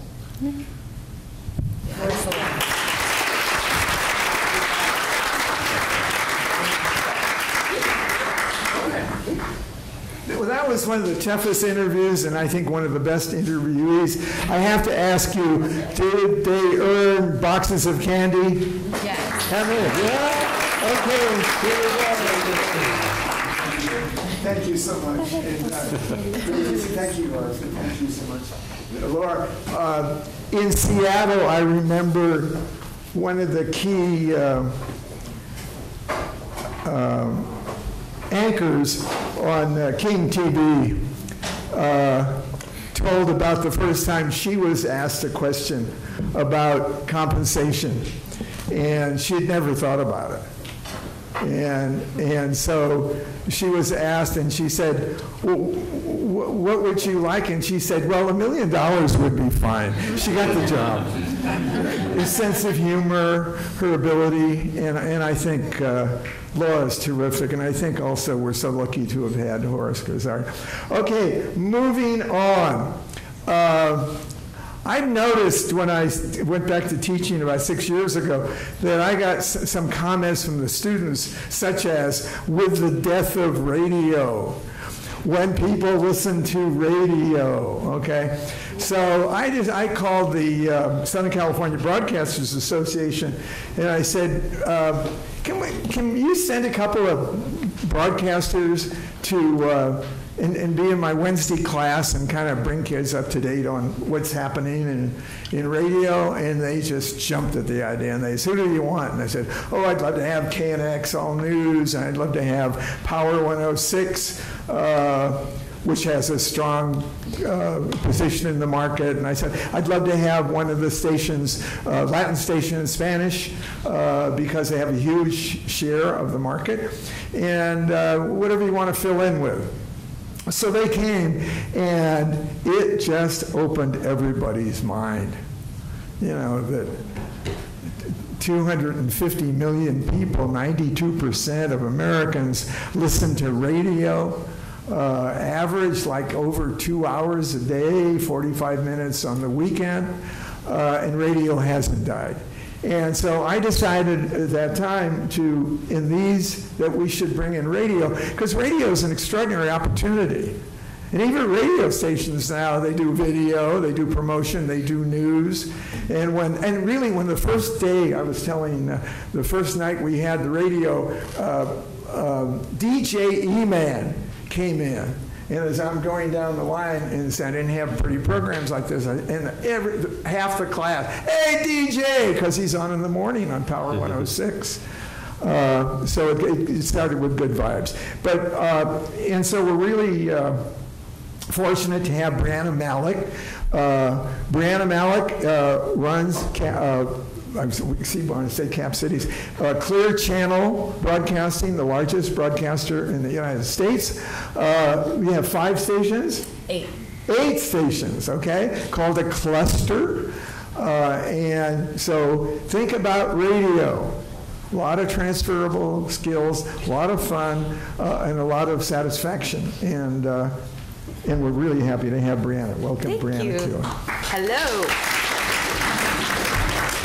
Okay, so what Laura did so right is she was going in for, I think you were going in for an anchor position or a reporter position, something in the TV, but basically she said, I'm willing to do anything to get in your company in a very polite way. I mean, it was beautiful the way she put it when, you know, what do you want to do ultimately? I want to be a general manager. That's saying, I don't care what you have open, I'm going to get in your organization, I'm going to be a rock star. So I give her big props. That was huge. She did great. She did great. That was a perfect interview. So I'm with Clear Channel Media and Entertainment, and by show of hands, how many people listen to radio every day? Awesome. By show of hands, how many people know what iHeartRadio is? Wow, that makes me feel good. All right. So Clear Channel Media and Entertainment, it's the largest media company in the United States. It's larger than Google. It's larger than Facebook. There's a misconception that radio is dead. And frankly, it's not. We do reach almost 93% of America every week. And what's fantastic about radio is the media mix has changed, right? The way we consume media is very, very different. If I were to ask you by a raise of hands, how many people of you in this room own a radio? Odd question, right? You have a phone, right? And you have speakers, and you have docking stations. And we recognize that. Clear Channel recognized that very quickly. The way we consume media has changed. And so Clear Channel Media had to become platform agnostic. We had to just not be a radio that sat beside your table when you woke up in the morning and you tuned in. So we acquired a company called Thumbplay 2 years ago and launched iHeartRadio. And it's been groundbreaking for Clear Channel because if you're like me, you get up in the morning and I turn on and I watch GMA. I do. I love my GMA in the morning. And then I immediately get in my car. I turn on my radio. I'm either tuned into Mix 96.1 to listen to Kid Craddock, which is one of our stations, right? Or I'll listen to KJ 97 with Randy and Jamie. Either one of those. If I feel like I need to get my news to be smart for the day, I'll turn over to WOAI, but it's only for a short moment. And then back to my Mix 96.1. So that's what I do. And then I'm cruising in. As I'm driving in, I get to the point where I'm at the station, have kind of a short commute, but I wanted to listen to what Kid Craddock's saying, right? Because I either can set in my car and be late, which that doesn't show or bode well, or get inside and get to my computer. So usually what I do is I get inside, I immediately dial into iHeartRadio, and I listen to the station live. So it's pretty amazing, right? Radio has evolved to be platform agnostic. So I have it on my computer, I'm streaming it, and then at lunch I bounce out for lunch, listen to my car radio, and then on the weekends I pick up my mobile device, I'm jamming on my iHeartRadio, I plug it into my docking station, I'm listening to Bob Marley radio all weekend. So what's amazing about it is we've evolved and we understand that it's completely changed. We were actually just highlighted at CES, Consumer Electronics Show out in Las Vegas, because we're gaining the dashboard. So you get it, right? You get into a car, especially a new car. I don't have a new car, but I've been in a new car of recent, and it's amazing. You don't even have 6 preset buttons. What you have is a dashboard. Our phone is an auto connect, so it will take over the dashboard, right? So thank gosh that iHeartRadio has auto connect in there. So when I get in my car, if I want to click on iHeartRadio, it connects to my speakers. It's wireless. What's even cooler about that is you have the dashboard. So iHeart logo right there. Boink. I can click on it, and I can listen to any radio station in the city. In fact, we have 1,500 radio stations on that platform that aren't even owned by Clear Channel. We have Univision on there. We have Cox Broadcasting on there. So it's amazing, the evolution. And I get really excited about it because it's so different. And when they talk about radio and production and being on air, and that's what everyone thinks and wants to do, but UIW's here, and we hired Raul Faz out of the college platform, and it's amazing. He comes to us, and we hired him for video production, and that seems very bizarro that a radio station would be hiring someone for video production. In fact, we have a full-blown TV studio inside our facility, and so it's quite amazing. We have this green room, we go and play all the time because we don't do high-level reporting, but it's super fun to do any YouTube videos.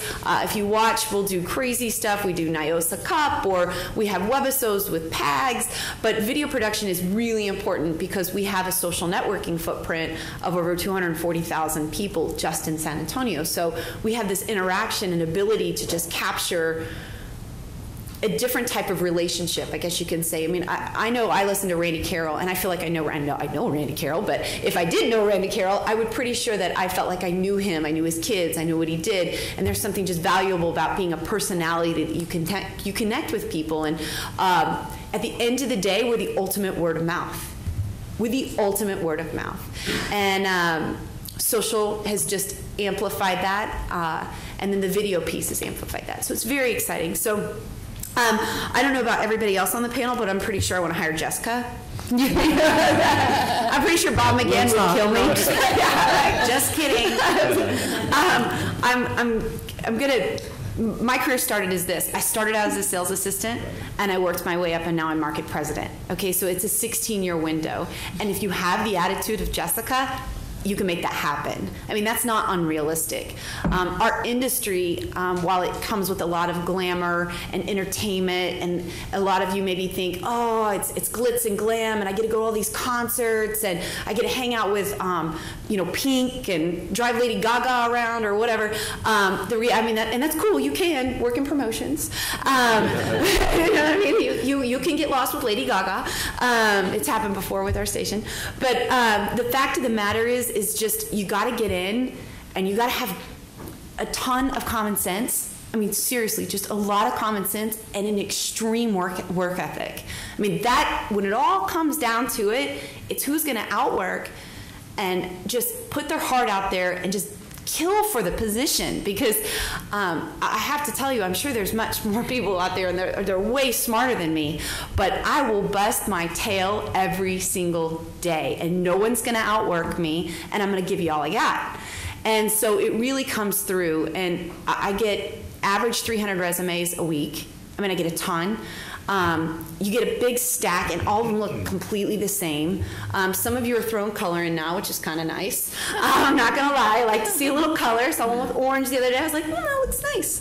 So the other thing is you guys do your resumes, right? And you use your name or say generic resume. Ooh, think about things like that when you put yourself in an employer's shoes hiring you. Those things drive me nuts. The other thing is when I get the generic cover letter, it just makes my eyes want to bulge out, because the fact of the matter is we're in a very creative world. We deal with a lot of dynamic personalities. I mean, if you're in mass communications or you're in broadcast journalism or if you're anywhere in the TV, radio world, we're very zany, crazy people. So I appreciate that you want to go about it in a very professional manner, and that's extremely important to be professional, but be different. Stand out. Work hard for it. And if you think that I'm going to call you back because you sent me a resume, you are wrong. You have to do something different. And I hate to be that brutal or that hard, but I think a lot of people take the job on to look for their career, and they think sending resumes is going to get them the gig. It's not.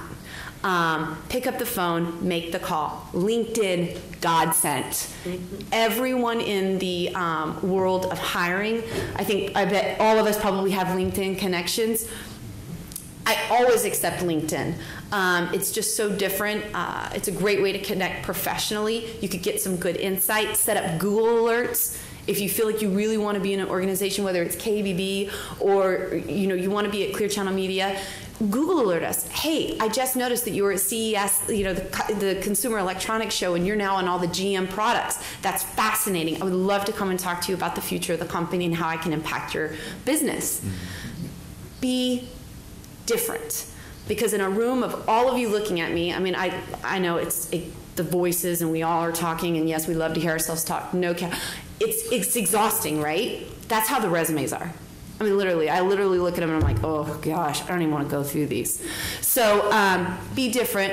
Be willing to work and do different things. I think that's valuable that Jessica said that. She's right, man. I'd hire her tomorrow. And that's very exciting because we do ask our employees.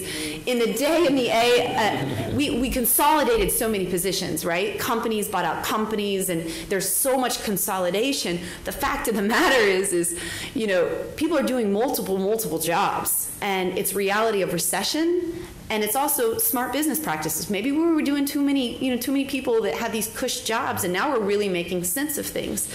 But perfect example is my digital content coordinator who oversees WOAI and the ticket radio stations, make sure the websites are great, loads the content, make sure the news stories are there, is also the guy that does all of our video production.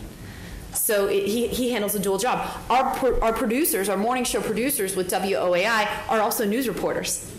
So you have these dual positions, and even if you go into it from a sales assistant standpoint, which I personally am a fan of because that's what I did, I would tell you I have hired, I think, 7 sales assistants just in the last 5 years in San Antonio, and all of them have been promoted within the organization. Whether they've gone to the promotions department to be full-time marketing coordinators, whether they have gone to the digital department because they've got great graphic design capabilities, which I hired because I really think our proposals stink and I wanted her to improve them, and then it really evolved her into a great position in our digital content department, or they've moved into sales. So it's interesting when you get out of school, you're probably like, well, I want to be on air or I want to do video production, but you're really not sure. I will tell you, if you get in a position like a sales assistant or a marketing position where you can see all the different moving parts of an organization, you'll decide what fits and what feels right. Just because you went into video production and you got out of school and you're like, man, that was really cool, that's what I want to do, you may find out that that is not at all the end game. So get in the organization, find one you love, find one that you believe in, because that's different, right? I mean, I love country music. Love country music. My first station, country music. So glad I did, because I'm pretty sure I could not do anything selling news, talk, or sports, because I am clueless when it comes to sports. So you have to know and be able to talk it, right? I mean, you got to talk the game. So make sure you believe in it in your heart so you can communicate it and feel passionate about it, because if you don't, then you're going to be at the one job where you're like, buy me a lotto ticket. In fact, when I interview people, one of my questions is, if you won the lottery, I have 2 major questions in the interview. If you were to win the lottery today, what would you do? Because it really tells me what people are about and where they want to go. A lot of times you'll hear travel. I hear travel a lot. And I think that's great. And I hear photography. It's the craziest thing. You hear all the hobbies that come out. And so often then that's a gut check for you. Like, really, what do you want to do? Because now is the time, as you transition from this college space to professional space, gut check yourself, because you really got to do something you love. So if you ask yourself the lottery question and you want to be a doctor, probably not doing sales and marketing and radio is going to make you happy.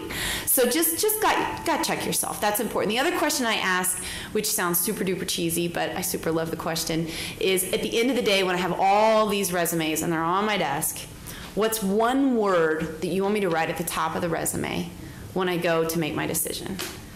And I think it's a fun question. I get all sorts, but I'm only looking for one answer, and the one answer is hire me. Hire. My girl. There you go. I've had one person out of all my hires say that. Hire.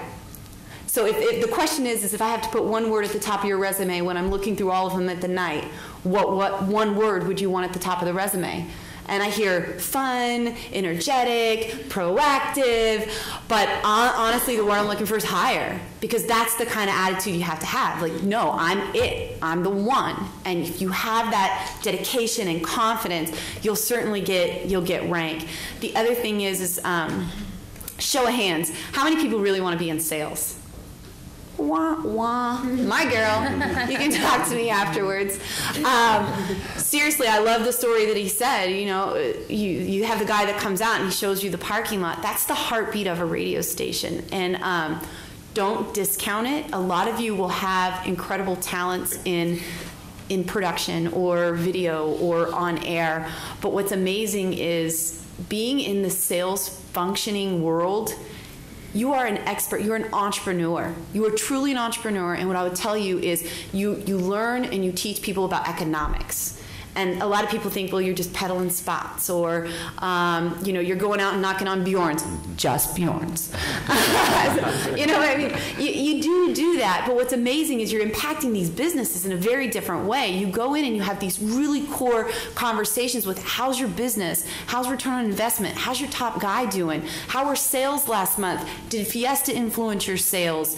You know, how was the national influx that did it help retail sales? And then you build a campaign to improve their business, and I'm telling you, when you put a campaign together, whether it's television or whether it's radio or whether it's digital or whether it's completely integrated offerings, and you see their revenue increase by 10%, you've done a good job. It's very rewarding, and you get paid well. So as you guys navigate this space, and this is usually what I find is everyone wants to be on the glamorous side, you'll come to find out that and this is hard facts, 50% of you won't even get the hunt. Right? I mean, you're going to be cut immediately. So then you're like, man, I went to school for this. What do I do? And then you end up falling out of your field. Consider sales. I would really tell you to do that, because general managers that mostly land up at the top come from the sales. They might have gone to marketing. They might have gone to digital. They might have gone to on air. But somewhere in their path to the top of the company, they were in sales. So I love Clear Channel. I could sit here on about a 20-minute rant about Clear Channel, but I'm glad you're engaged in our products. Every day we want to be with you. At every point in your day, we want to be with you, and we think we're doing a really good job at that. Engage, like us on Facebook, check us out. We're giving away George Strait tickets if you're interested, and Pink and Pitbull are coming up too, so it's something very cool. I do have cards and recruitment cards, but if I can leave you with anything, lead with passion. Don't go to the HR department. That's another little, I know companies hate me for telling them that. You're going to end up in HR no man's land. If you want the gig, call the person who's going to do the hiring. So hopefully I gave you a little bits of advice, and I'll be open for questions. But fight for that job. There's a lot of people out there wanting it. Thank you so much. Moving right along. By the way, the friend of mine who hires a lot of people at a big station in Phoenix, interesting kind of thing. He says he hires for tude and then trains for skill. So important. And that's sales, my friends. Yeah. That attitude you go in with. Or the test another company I know who says, would you want to travel with that person in the next seat to Sydney, Australia? You think about it. But remember, and you're also, when you're going into a team, it's not just you, you're going to join a team. Anyway, thank you so much. And I was so happy to find Maritza I wanted somebody from WOI, I wanted somebody in news, and we finally got together, and she was great. She said, I'd love to do it. She's the managing editor of WOAI. What distinction does WOAI have? Anybody know? It's the most westerly station in the United States, with the first letter in its call sign being W. There isn't any more. As it was originally set up, the W's were supposed to be east of the Mississippi and the K's west. Yeah. And the reason that was set up because of in 1910, when everybody got together, all the countries got together, and they all had to have radios on the ships. For emergencies, the U.S. got W in the Atlantic and K, and up in Canada it's C, and down in Mexico it's X. And hello, Marisa. We're delighted to have you here from WOAI. Hello, good morning.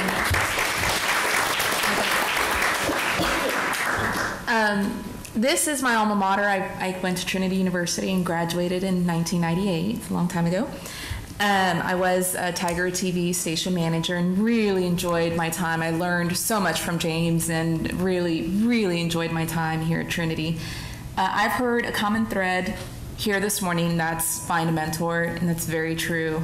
I had great mentors here at Trinity. James, one of them. I learned so much, and thank you for that.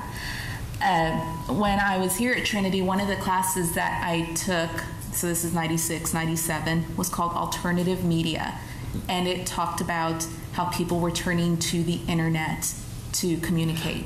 And so that tells you about how long and how far we've come in 15 years, because I would say social media, the internet, it's probably our primary form of media these days. So you guys are lucky because you could probably social media your way around me, go around me in circles, because I did not have that opportunity, the opportunity you have now. That being said, currently what I'm doing at WOAI, I am managing editor, but in addition, I'm about to take over our social media platform. And so I'm about to learn something that you guys probably do every 5 minutes. I'm not as active on Facebook or Twitter as most people are, but I'm about to learn that world. I think that one of the most important things, oh, and by the way, as long as we're giving away interview questions, my boss will kill me, but the first question that he'll ask is, are you smart? And if you have to think about that, then you're done. Interview over. So just remember that. Are you smart? Yes, you're smart. One of the things that I would tell you when you want that job, whether you want to be a reporter, you want to be a producer, you want to go into production, one of the things I'm going to tell you is learn where it is that you want to go. If you're applying for a job in Waco, find out who the leaders are in Waco. And, you know, Hollis, you were talking about your representatives, your senators, not just that, your mayor, your council people, the business leaders, everyone in San Antonio should have a really good idea who Red McCombs is. And he's not a politician, but he's very influential in this area. And if you don't know who he is, you should learn. Those are important. So if you're applying for that job in Laredo, and a lot of people will tell you, you probably won't get a job in San Antonio right away. If you want to be a reporter, you may have to go to Laredo, you may have to go to Waco. Learn about Waco, learn about Corpus Christi, learn about Laredo, because you will make an impression on the hiring supervisor if you know the area. Read the paper, watch the newscast, download the apps, do a quick read through of what it is that the stories that they're posting, what's important to that community. Because being a reporter isn't about being able to be a good writer or a good editor. It's about engaging with your viewer, engaging with the audience. Know who the audience is. If the audience, if the viewers of that TV station or the listeners of that radio station are really concerned about their water supply, and you live or come from a city where water issues are not a worry, learn about the water issues in that community. That is how you will make an impression when you sit down for that interview. Know what the issues are for that community. Here in San Antonio, we love our aquifer. We conserve. We care about what the water level is. That's why you will see people bring the newscast. You'll see a spot or a little 5-second full screen comes up and it tells you what the water level is for the day. because it's important to San Antonio. That may not be the case in Houston or in Dallas, but find out what the issues are there if you're interested in going to those markets. I spent my time here at Trinity really getting to know the production side of television. I really enjoyed directing. I liked to edit. I really liked to yell at the audio guy and tell him to bring up the audio, or the CG person and tell him to bring up the font. I really loved it because I was in charge. So the first thing I did was apply for an internship at WOAI, and back then we were KMOL. I got an internship in the production department, so I helped the production assistants rip scripts for the newscast. They taught me the camera positions. I worked the floor crew. I was floor manager. I worked my way up from that. I just had to get my foot in the door, and getting my foot in the door meant getting into production and ripping scripts and running the cameras and running the prompter.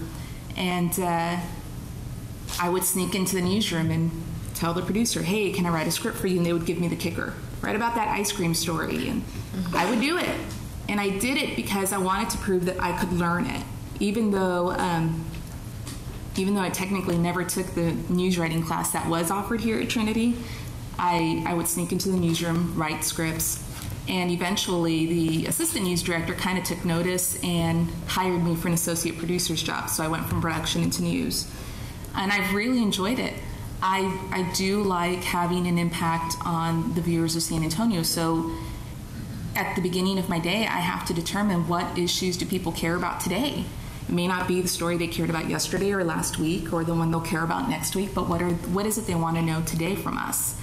And we have an obligation to put that story together, all those stories together in a newscast and present it to our viewers at the end of the day. Now that's changing because people get up, they turn on their phone and they already know what all the news is. So our challenge now is, what are we going to tell you at 5, 6, 6:30, and 10 that you didn't already know at 8 a.m. when you got up? So that's a challenge that we're working through.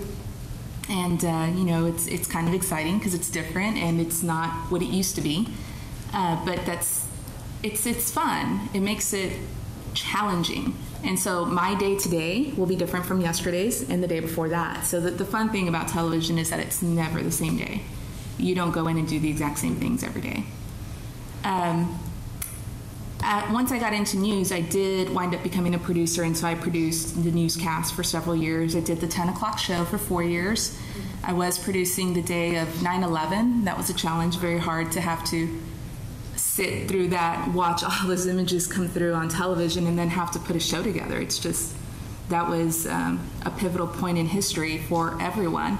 So to go through that was really important. I think it helped shape my career because it really gave me a good idea of what it was that I was trying to do. And I have to remember the viewer. So the people who were watching television that day had seen those images all day long. They'd been watching, they were glued to their TV sets. So at 10 p.m., what is it that we did, that we were going to do to make it different for people? So we brought on a lot of religious leaders that night at 10, Buckner Fanning, Rabbi Block, a lot of religious leaders who came on and gave us their perspective on why 9/11 happened. What does it mean for us now? Where do we go from here? And so you have to think about news differently. After producing for several years, I did go into kind of the investigative unit. I was in charge of the troubleshooters for a few years. That was fun because you love kind of those investigative stories that uncover something, and that was a lot of fun. I did do a lot of undercover work. I carried a hidden camera sometimes and would try and get people on camera. That was very interesting.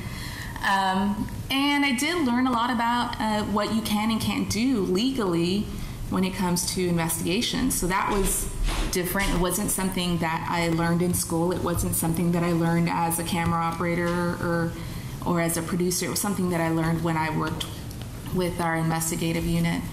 And then after that, I moved into our morning show's executive producer and now managing editor. And a lot of you may not know what a managing editor is. A lot of people don't know what a producer is or what it is that they do. Managing editor, I do have a lot of I have my hands in the day-to-day operations of the station every day. So we'll look at the important news of the day. Which ones are we going to cover? How are we going to cover them? How are we going to make it different from the reports you've seen or heard early in the morning? And we also have to keep an overall vision of what it is that our station is doing. So are we living true to our mission of what it is that we have set out to do? And so that has been really a blessing, because I do get to be involved in almost every single aspect of our news operation. It's not just writing a couple of stories. It's not just editing those stories. It's not just directing the newscast at the end of the day. It's really having your hand in all of it. So those of you who want to get into the production side, I was talking to the managers of Tiger TV. It's fun because you get to learn a lot of that, but you want to learn other aspects too, because it makes you that much more valuable to the company that you wind up working for. That's it.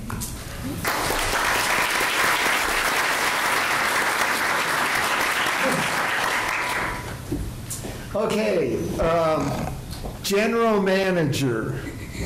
I was a general manager, and I never had so much fun in my life. And you hear that word, by the way, fun, almost from everybody, and you hear passion. Okay? Kind of mixed in the business, passion and fun. So we're delighted to have Edward Romero, who is the general manager of Telemundo San Antonio, I guess the station KVDA? Correct. Okay, thank you so much, and we're delighted to have you. And somebody who answered the phone and said, sure, I'll do that. And I really appreciate that. Thanks so much. Off you go. Thank you very much. Thank you for those wonderful marshmallows, Dick, and please thank your mom on my behalf. I'll ask my mom if I can eat them. Well, brochure in there, how you can buy more. Great. Well, good morning, everyone. It's a wonderful pleasure to be with you today. I wish I was in your seat. You're about to go on a career decision path. You're all shortly will be in the job market. I think it's a great time to get into media. So I really do. I remember the days when I was in your seat, and it's an exciting one, and I hope you all are very excited about that. KVDA is a station operated by ZGS Communications. We own and operate approximately 10 to 13 stations around the country: Philadelphia, DC, Fresno, El Paso, San Antonio, Orlando, Fort Myers, and a few others.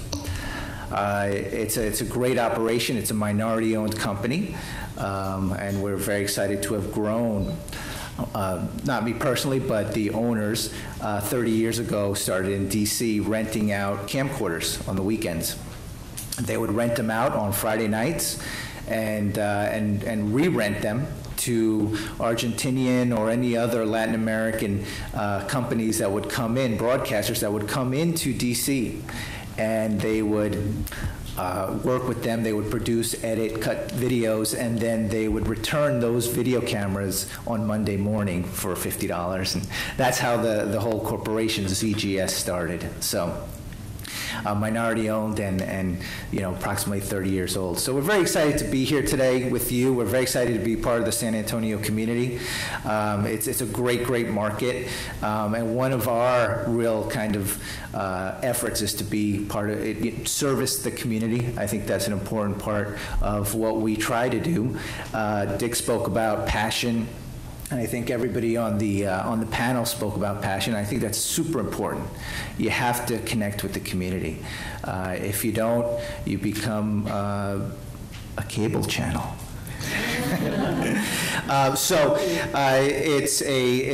Being a local broadcaster is a responsibility, and it's an important one. So we're excited about that, and we're excited that you're here to kind of be part of that. That is really interesting. I sat with folks from Palo Alto this morning, some folks from Austin, from UTSA at our table. And just very excited to be part of the community and really to make a mark in their own way, in their respective interest. And I thought that was great. So y'all are energized, y'all are passionate about what you're doing, and that's important. I started out after I graduated from college in New York. I went to work for Capital Cities ABC, and I had a great time there working for the network and affiliate relations. I spent a few years there. I went to a small cable channel called ESPN, and I ran around Bristol, Connecticut with what is now a super large organization. But I had the opportunity to be part of the launch of ESPN2, which they used to call the Deuce back in the day, ESPN News and ESPN Deportes. I got a chance to work in ESPN Latin America, ESPN Brazil. We did one of the first X Games in Rio de Janeiro, which was a lot of fun. So the first thing I would say to you is keep your doors open. Keep your options open. And I think Lori did a great job kind of just saying, I'm up for anything. I want to be part of your organization, and you never know where it's going to lead you. You really don't. What you're looking at now, you may be doing something completely different 5 or 10 years from now. So, just keep that in mind and be open to the entire communications industry, because it's a big one. It's a big one. There's a lot going on with what's going to happen to the broadcast signal, what's going to have, et cetera, with the technologies. But what we do know, and I think most people would agree in this room, is that content is king. People will follow that content, that message, whatever you're trying to, communicate out to your viewer, listener, user online. It's important that you engage with the community or the viewer's interest. So that just keep those options open. ESPN is a great organization.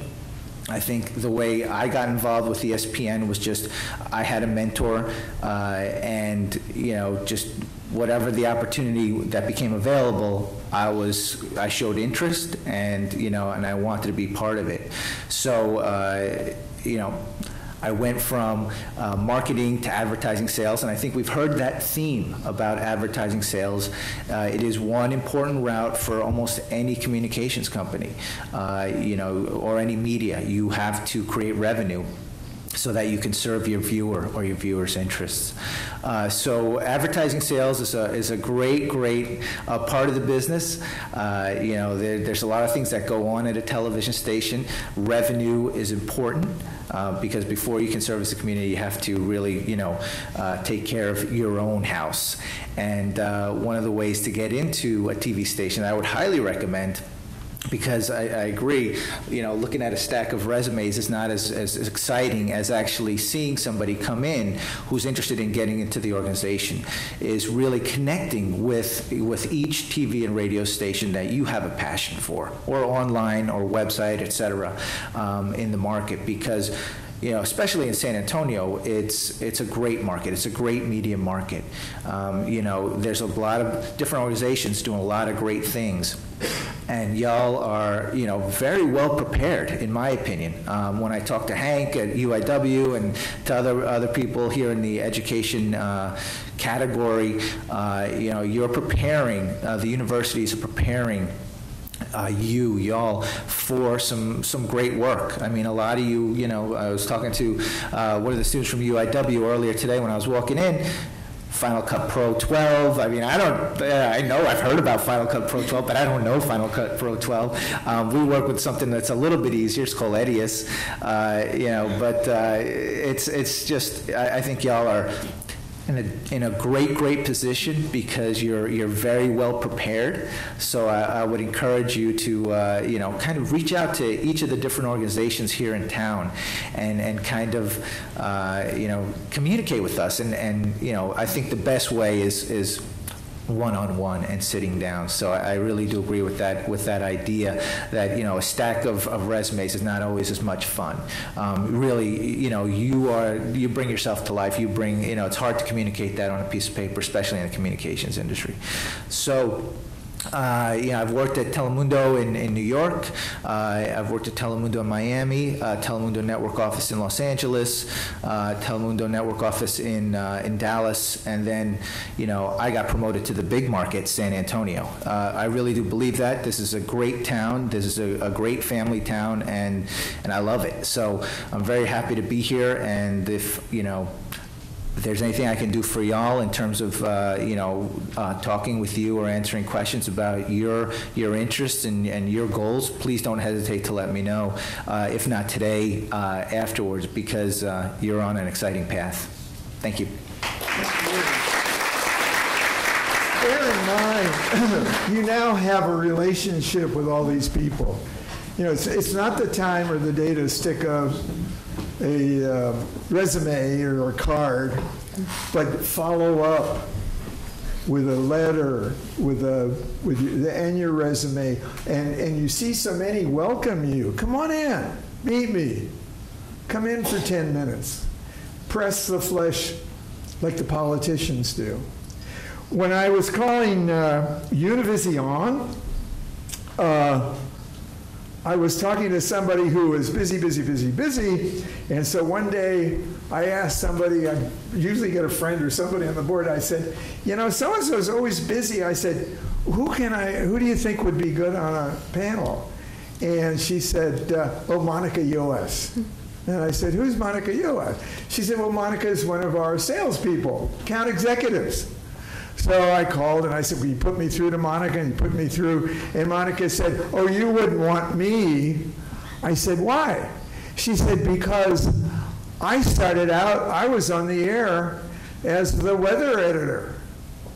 Okay? Or as we used to call when I started in television, weather girl. Okay?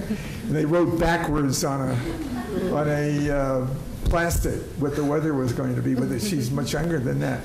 And she said, but now I'm an account executive. And I said, I will not let you go. Remember, if we planted something today, it's sales.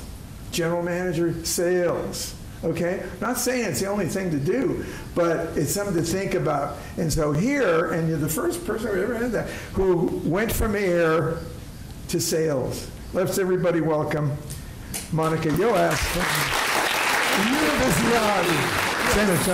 Thank you very much. And I had so much that I wanted to say and that I was preparing.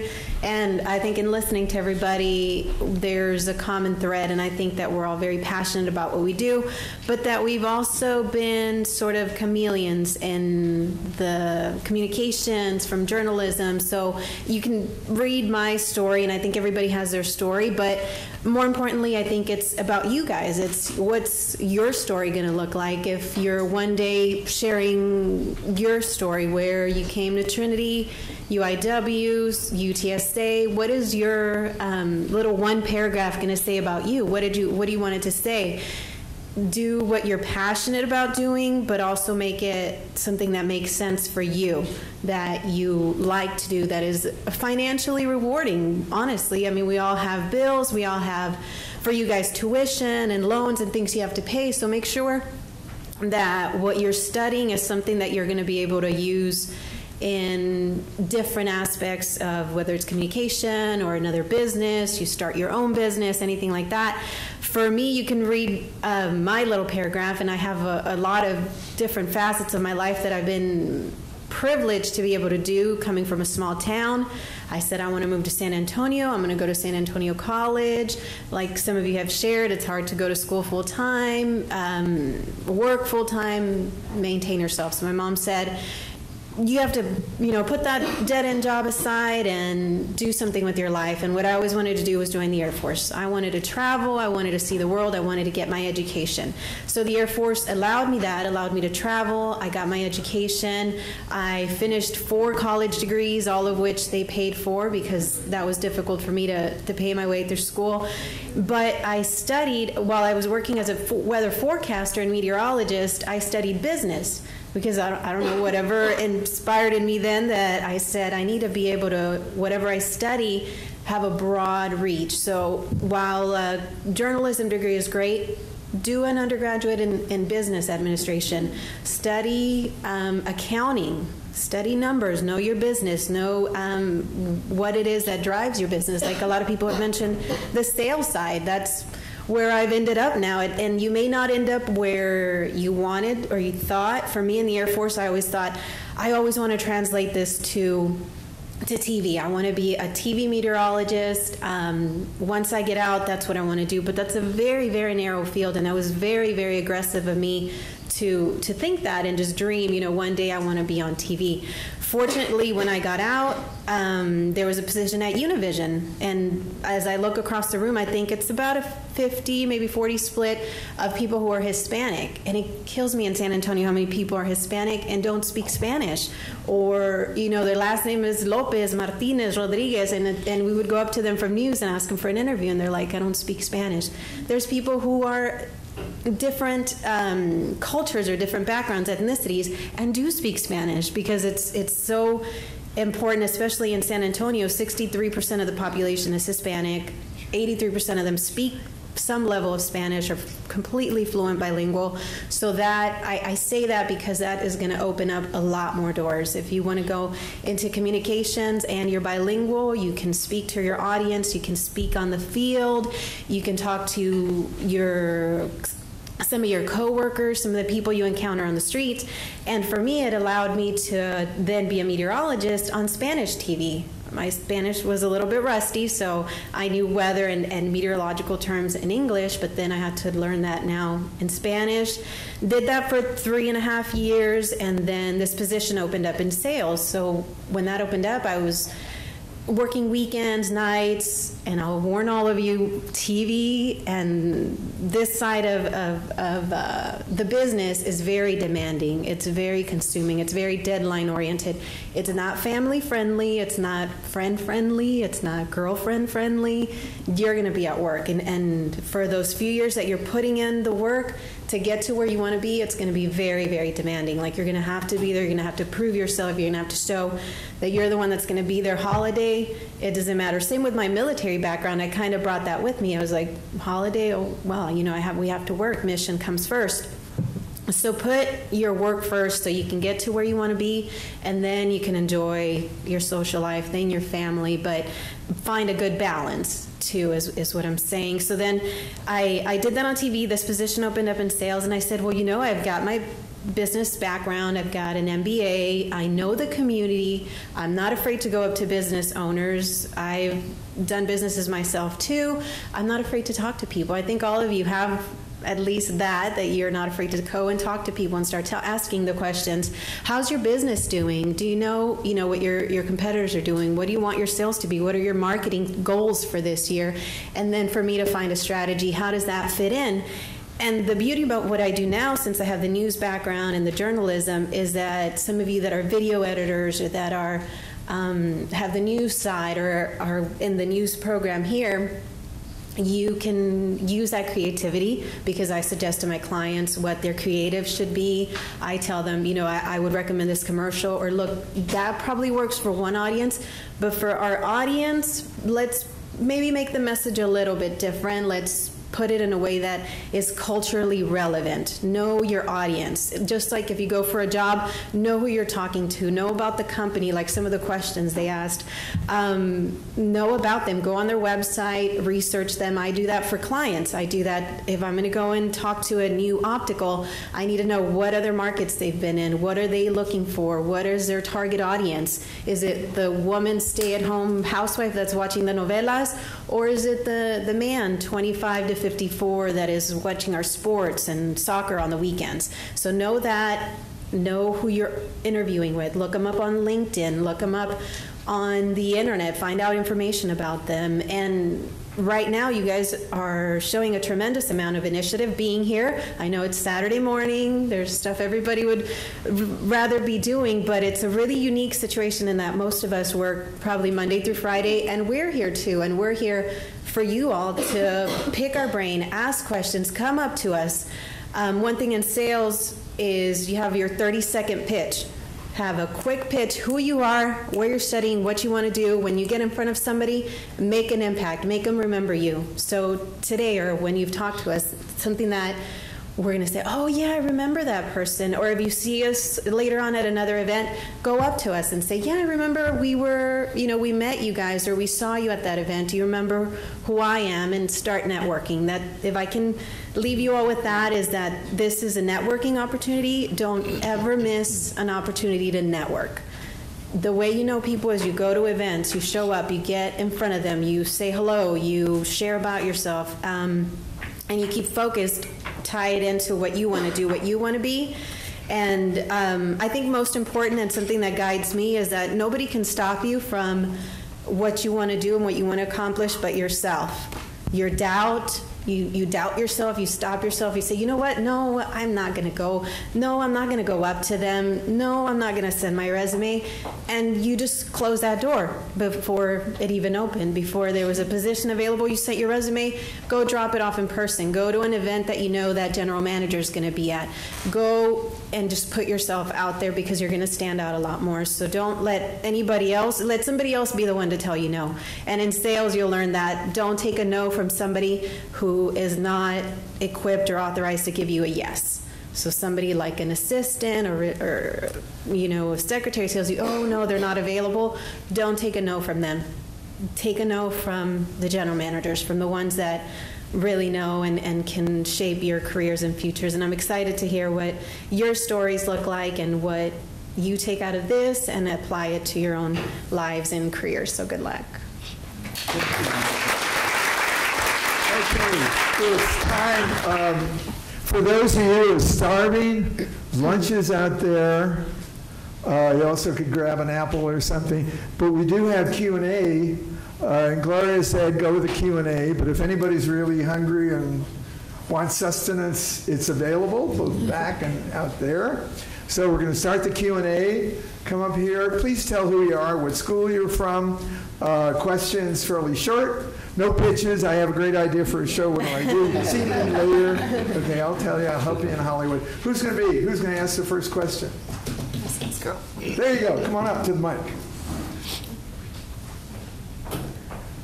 You got the mic there. Oh, okay.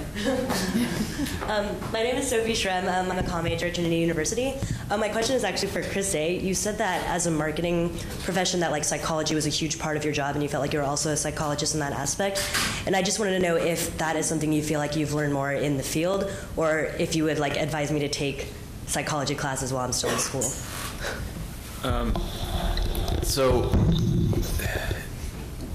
I enjoyed my psych classes when I was in college a very, very long time ago.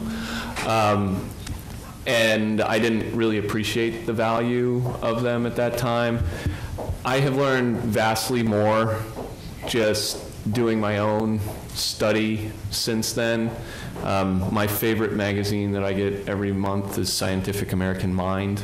I mean, I get Harvard Business Review and I get the AMA's publications, but really what I like looking at is the interaction between the different components of the mind and how people are going to react to the messages that I put in front of them. So I would tell you, yeah, sure, take some, but you're not going to learn nearly as much within the walls of a classroom as you will within the sort of open world. So try that. Yeah. Both, I guess, is the answer, right? Thank you. If I can take a moment here, who's our next question? Who's coming up? There you go. May I have a show of hands? How many are going to KENS for the tour?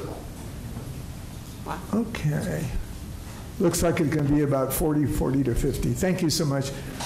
Excuse me for interrupting. Hi, my name's Kate Gilbert. I go to UTSA. I'll be graduating in December. I'm studying marketing right now. I had a question for the sales assistants, Ms. Gomez and Ms. Malik, if that's correct. Yep. How would you suggest someone that has prior sales experience? I have experience with wireless sales, but nothing concerning media. So how would you suggest for someone like me to break into trying to do sales for the spots on the TV stations, the radio stations? Do you want to take first? Well, one of the things that I have a leg up in that I have access to information and understanding how TV is sold and how it works, and I'm in it all day, every day. But do research specifically on whether it's radio sales or television sales or both. If you're open to both, do that. But I think what makes a good salesperson, having been around them and understood that, and one of the things that I had this conversation with my boss was anybody in this room can spit out information. So you're not going to sell information, sell ideas, sell yourself. And part of it is really becoming an expert in the field that you're working in. And you're selling yourself as the expert, as the consultant, not just, hey, I'm going to sell you some spots and yeah, you're going to get some business out of it. No, you're selling your how you're going to put a package together for these people that really is going to grow their business and care about growing their business. And if you can go in there, I think, and express that part to a hiring manager, anybody can sell information. I can sell ideas, I can learn the business, and I can do what's best for these companies because I'm willing to do the research, I'm willing to find out what that is. So, okay, so my advice to you to get into sales, first step, be a sales assistant, because you can learn for about a year and kind of see what's happening and you see the turnover. That's a great place to start. If you really feel like you can pull the sales gig off right out of the gate, I would tell you prospect now. So in other words, usually what I do if I get someone to a hire, and this, I'm just recently general manager, I was director of sales before this. So what I would do is if I would get them to the third interview, I would have, especially someone who has no experience, I would task you with going out and finding 50 prospects. Okay. So you bring me 50 businesses that you feel that you could impact and you would call day one when you start this job that you could set an appointment with. And what that does is that gut checks you and see, one, can I get to 50? Two, are you getting clients that aren't even going to be realistic, right? Because we sell local. We don't sell Wendy's. We don't sell Pizza Hut.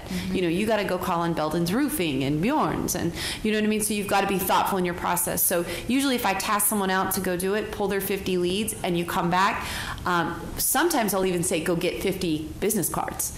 And if I really am doubtful, or if I'm just going to see, well, let's see if this kid does it, because we'll do crazy things like that. Yeah. If you bring me back 50 cards, you're in, because it's that hard. I mean, you're literally just grunt working it. So my first step, get a sales assistant gig, get in there, learn. You're on a salary, you don't have the pressure. Sales jobs right out of the gate, you're straight commission, and if you fall short, you owe the company money. So you got to have a lot of confidence and a lot of contacts. So that would be my 2 ways I would recommend. Okay, thank you so much. Good luck. Hi, my name is Hillary. I'm Hillary Sharp, and I'm a student here at Trinity University studying communications from the Dominican Republic. And I wanted to ask to whoever feels that they can answer, what are the challenges, if there are any, that you feel that Hispanics face in the industry today? I can talk about that. I think there's a lot of misconceptions. San Antonio Spanish TV started here.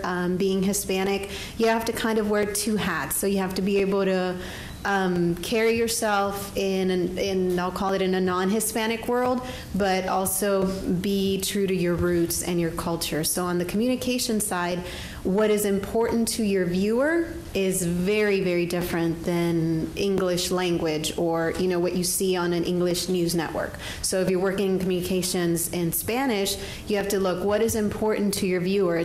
The topics are probably going to be different. It's going to be more family related issues, more immigration. So you really have to know your audience. But at the same time, if you were to go to a luncheon for the Greater Chamber of San Antonio, you're also up on your current events for San Antonio, who's running for city council, what are the issues affecting San Antonio, and then Hispanics fall almost like dead in the middle. From the 90th percentile probably to the 10th, right in the middle, there's a lot of Hispanics. So it's a great city to be in to do that, to study.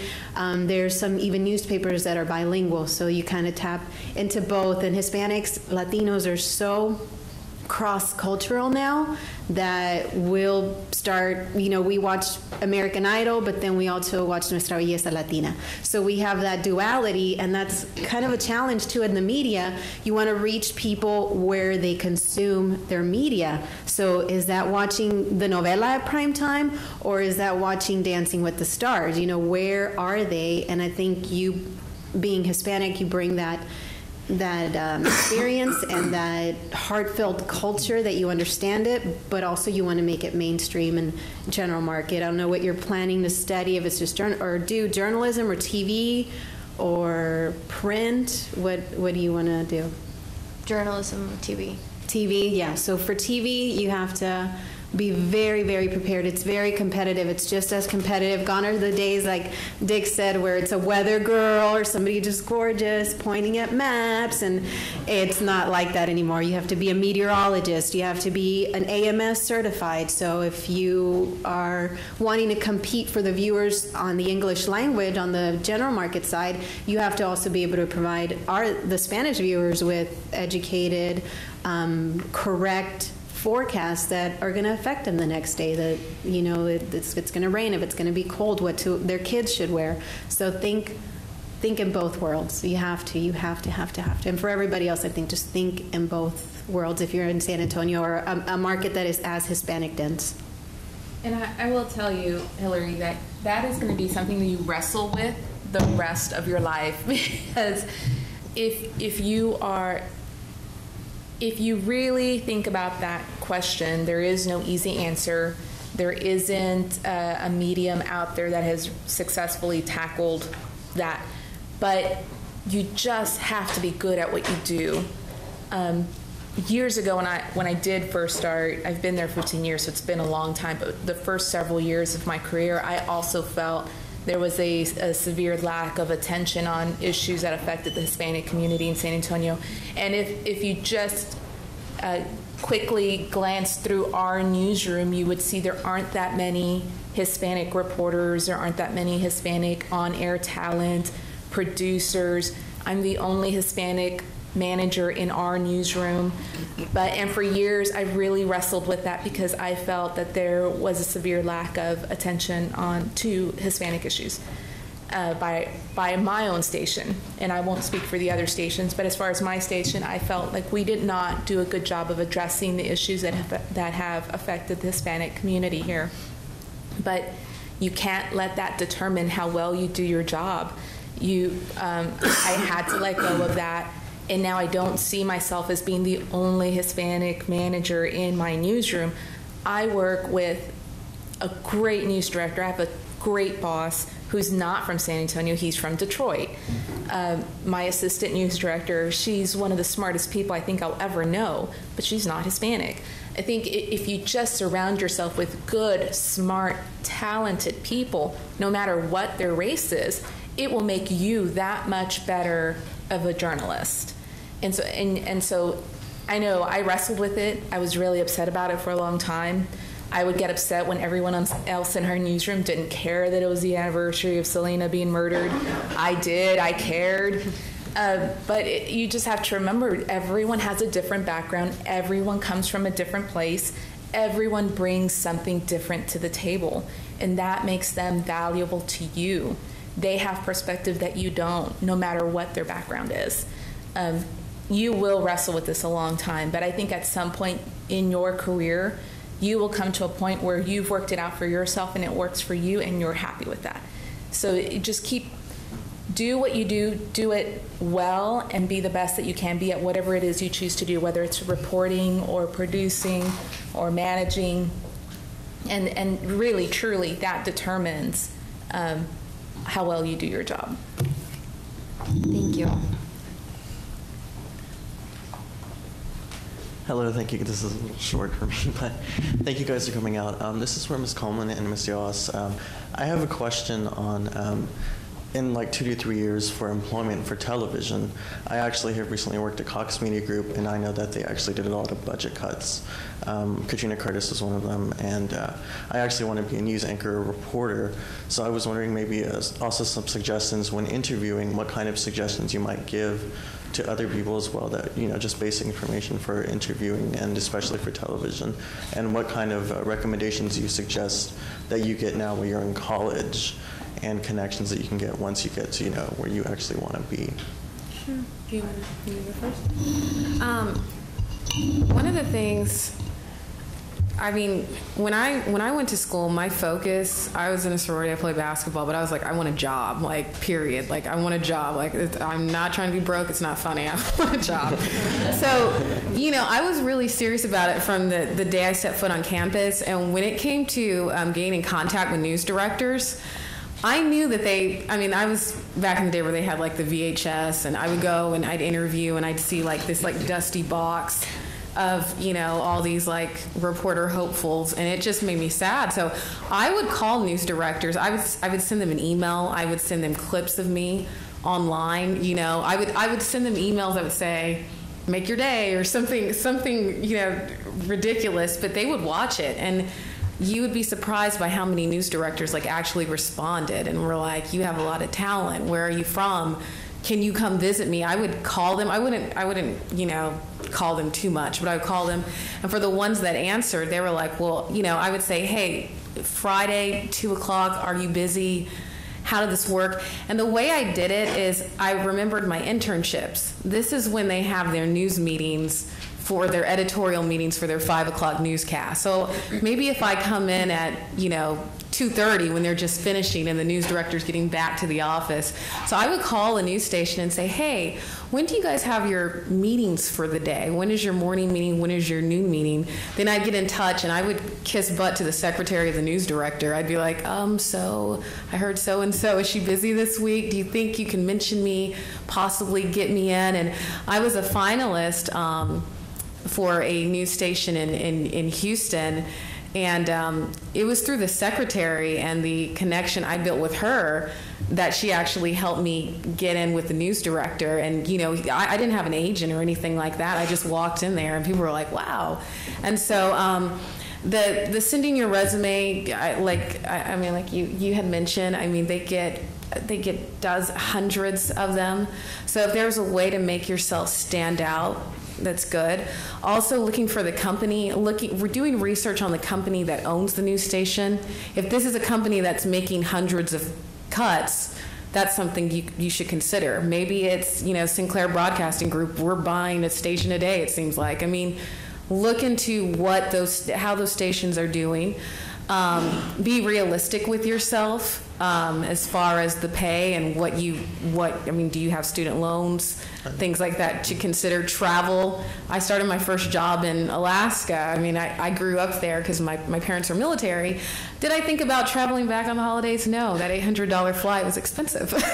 But you just little things like that. But I would definitely say, I don't know if you're involved in the National Association of Hispanic Journalists, NABJ, anything like that. Get involved early while you're in college. Establish those connections. Intern. Get a mentor in there and he doesn't, my mentor was a reporter in Houston, but he had worked at so many different stations that he was able to, give me those connections. So really making those connections early, sending emails to the news directors, giving them a call and seeing which one might have you, and calling the news station ahead of time so you're smart about it. You're not like, hey, can I come see you at 8 a.m.? And that's my best advice. Thank you. Okay, we're going to run out of time in 6 minutes. Who's next? Hi, my name is Gabrielle Strada. I guess I'm a high school senior. I'll be attending UIW in the fall, majoring in communications. I guess my question is, I'm very excited to start. I want to be like a news anchor, but I'm very open to the job opportunities I may get. But I want to be able to intern, I guess maybe during the summer or something, just at a young age. Before I start college and everything, just so I get more experience and learn more about the whole communication in TV or radio, what would be your advice, whoever may want to answer, what would be your advice to maybe get that internship, because I'll be competing with juniors and seniors in college? I'll answer. I think, honestly, I mean, props to you for wanting to do that now when you're in high school and so forth, and it would be beneficial to you, but I would really suggest waiting until you are in school and you're even getting closer to graduation, because then it can lead to a career for you. Rather than you do internship now, then you're gone. They'll forget about you 5 years from now when you come back and say, remember, I interned way back when. Well, they've moved on. But if you come in and I'm going to be graduating in May, I'm ready to start working, I want to do my internship and then have it turn into a job next, you'll move to the front of the line. That's just been my experience. Okay, thank you.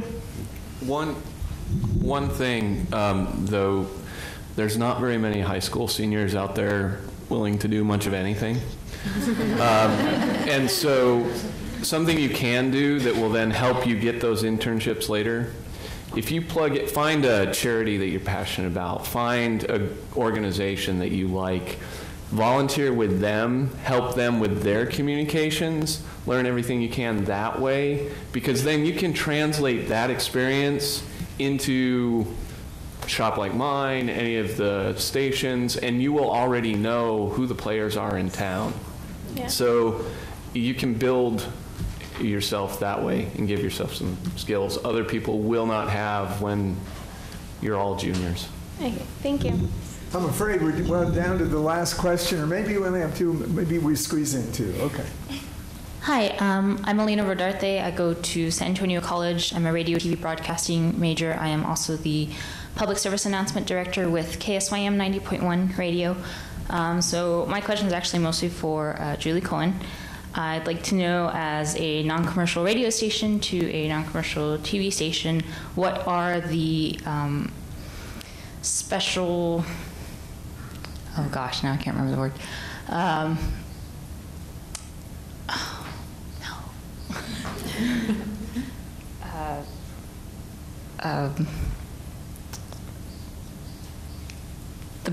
The special bad things you have to overcome, like with your station, you know, what are the challenges? There you go. That's what I was trying to find.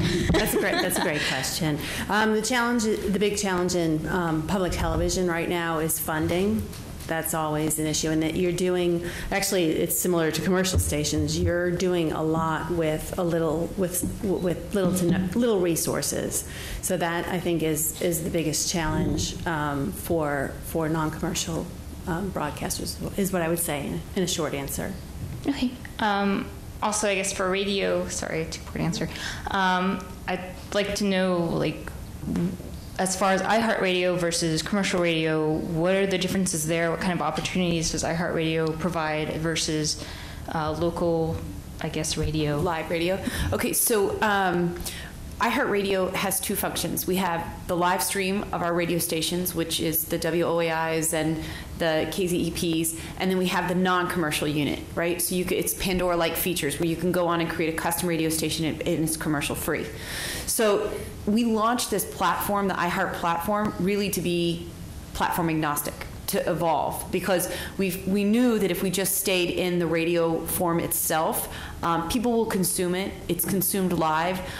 They'll certainly interact with it. But as the digital age evolves, and like I said, how many people had radios, and we needed to get on the mobile devices and in the dashboard and on any screen available, we needed to be there. So from a financial standpoint, going to iHeartRadio and having a commercial-free space seems like it's a lot to fund, considering that there's not a revenue source there, but it's another touch point to touch our consumers. So that's the piece. It's how we want to be everywhere our consumers are, and that is the place that's going to get us there.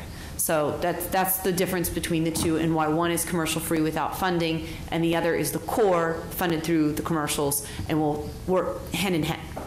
Oh, thank you. Mm-hmm. Why am I so tall? Okay. All right. Hello, my name is Michelle Vogel. I attend St. Mary's University.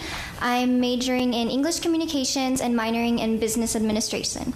So, my question for any of y'all is, I love everything. I love doing dancing, I love TV, I love radio, commercial, I love everything. So, my question is, how did y'all find that focus to where you wanted to veer and where exactly you wanted to go? Sorry, I'm very moody. I think it was when the doors opened. Mm-hmm. Yeah. When you get in and you're there, a door would open and you would know whether that was for you or not for you. If it was forced, not for you. If the manager came to you and said, wow, I really think you need to opt in for this position, it's when the doors open. It happens organically, I'll be honest with you. It's something you go with your heart, go with you're good at. You'll know if you're good at something or not. I'm not good at dancing, so I'm pretty sure I'm not going to go dance.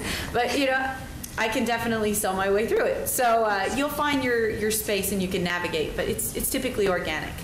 And I would add, and just for everybody to do is, like I said earlier, just be a chameleon.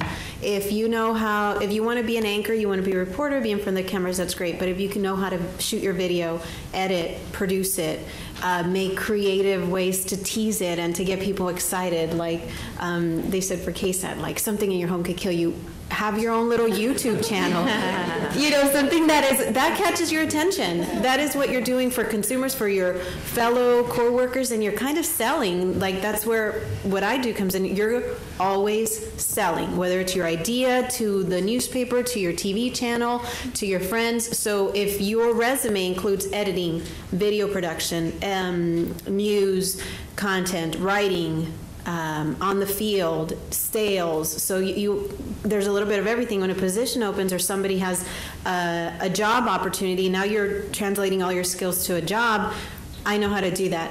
Oh, you need a stand-in model in the background? I can do that. Okay, you need somebody to edit that piece? Give it to me. You need social media? I can do social media. So just know how to do 100 things so that when one job opens, you know how to do it and you're not just narrowing yourself or limiting yourself to certain skills. Just know how to do a lot of things and you'll be more valuable to your company as well. So, okay, will the panel join me in applauding the San Antonio collegiate community for your courtesy, your attention, and your intelligence? I think you're a hell of a good audience. Okay, then will the San Antonio collegiate community join me in applauding this wonderful, wonderful superintendent? Thank you very much. There are hats up here. If you want to come up and grab one, we're going to let you go to lunch. And so we're not going to do this our usual. But here they are. Just a little plug, guys. KENS 5 is looking for an intern in digital content production. If the panel wants to grab hats. So anyway, the hats are up here for you if you like them. And, get them from another school. And shop I'm getting my chocolate. They're always off over.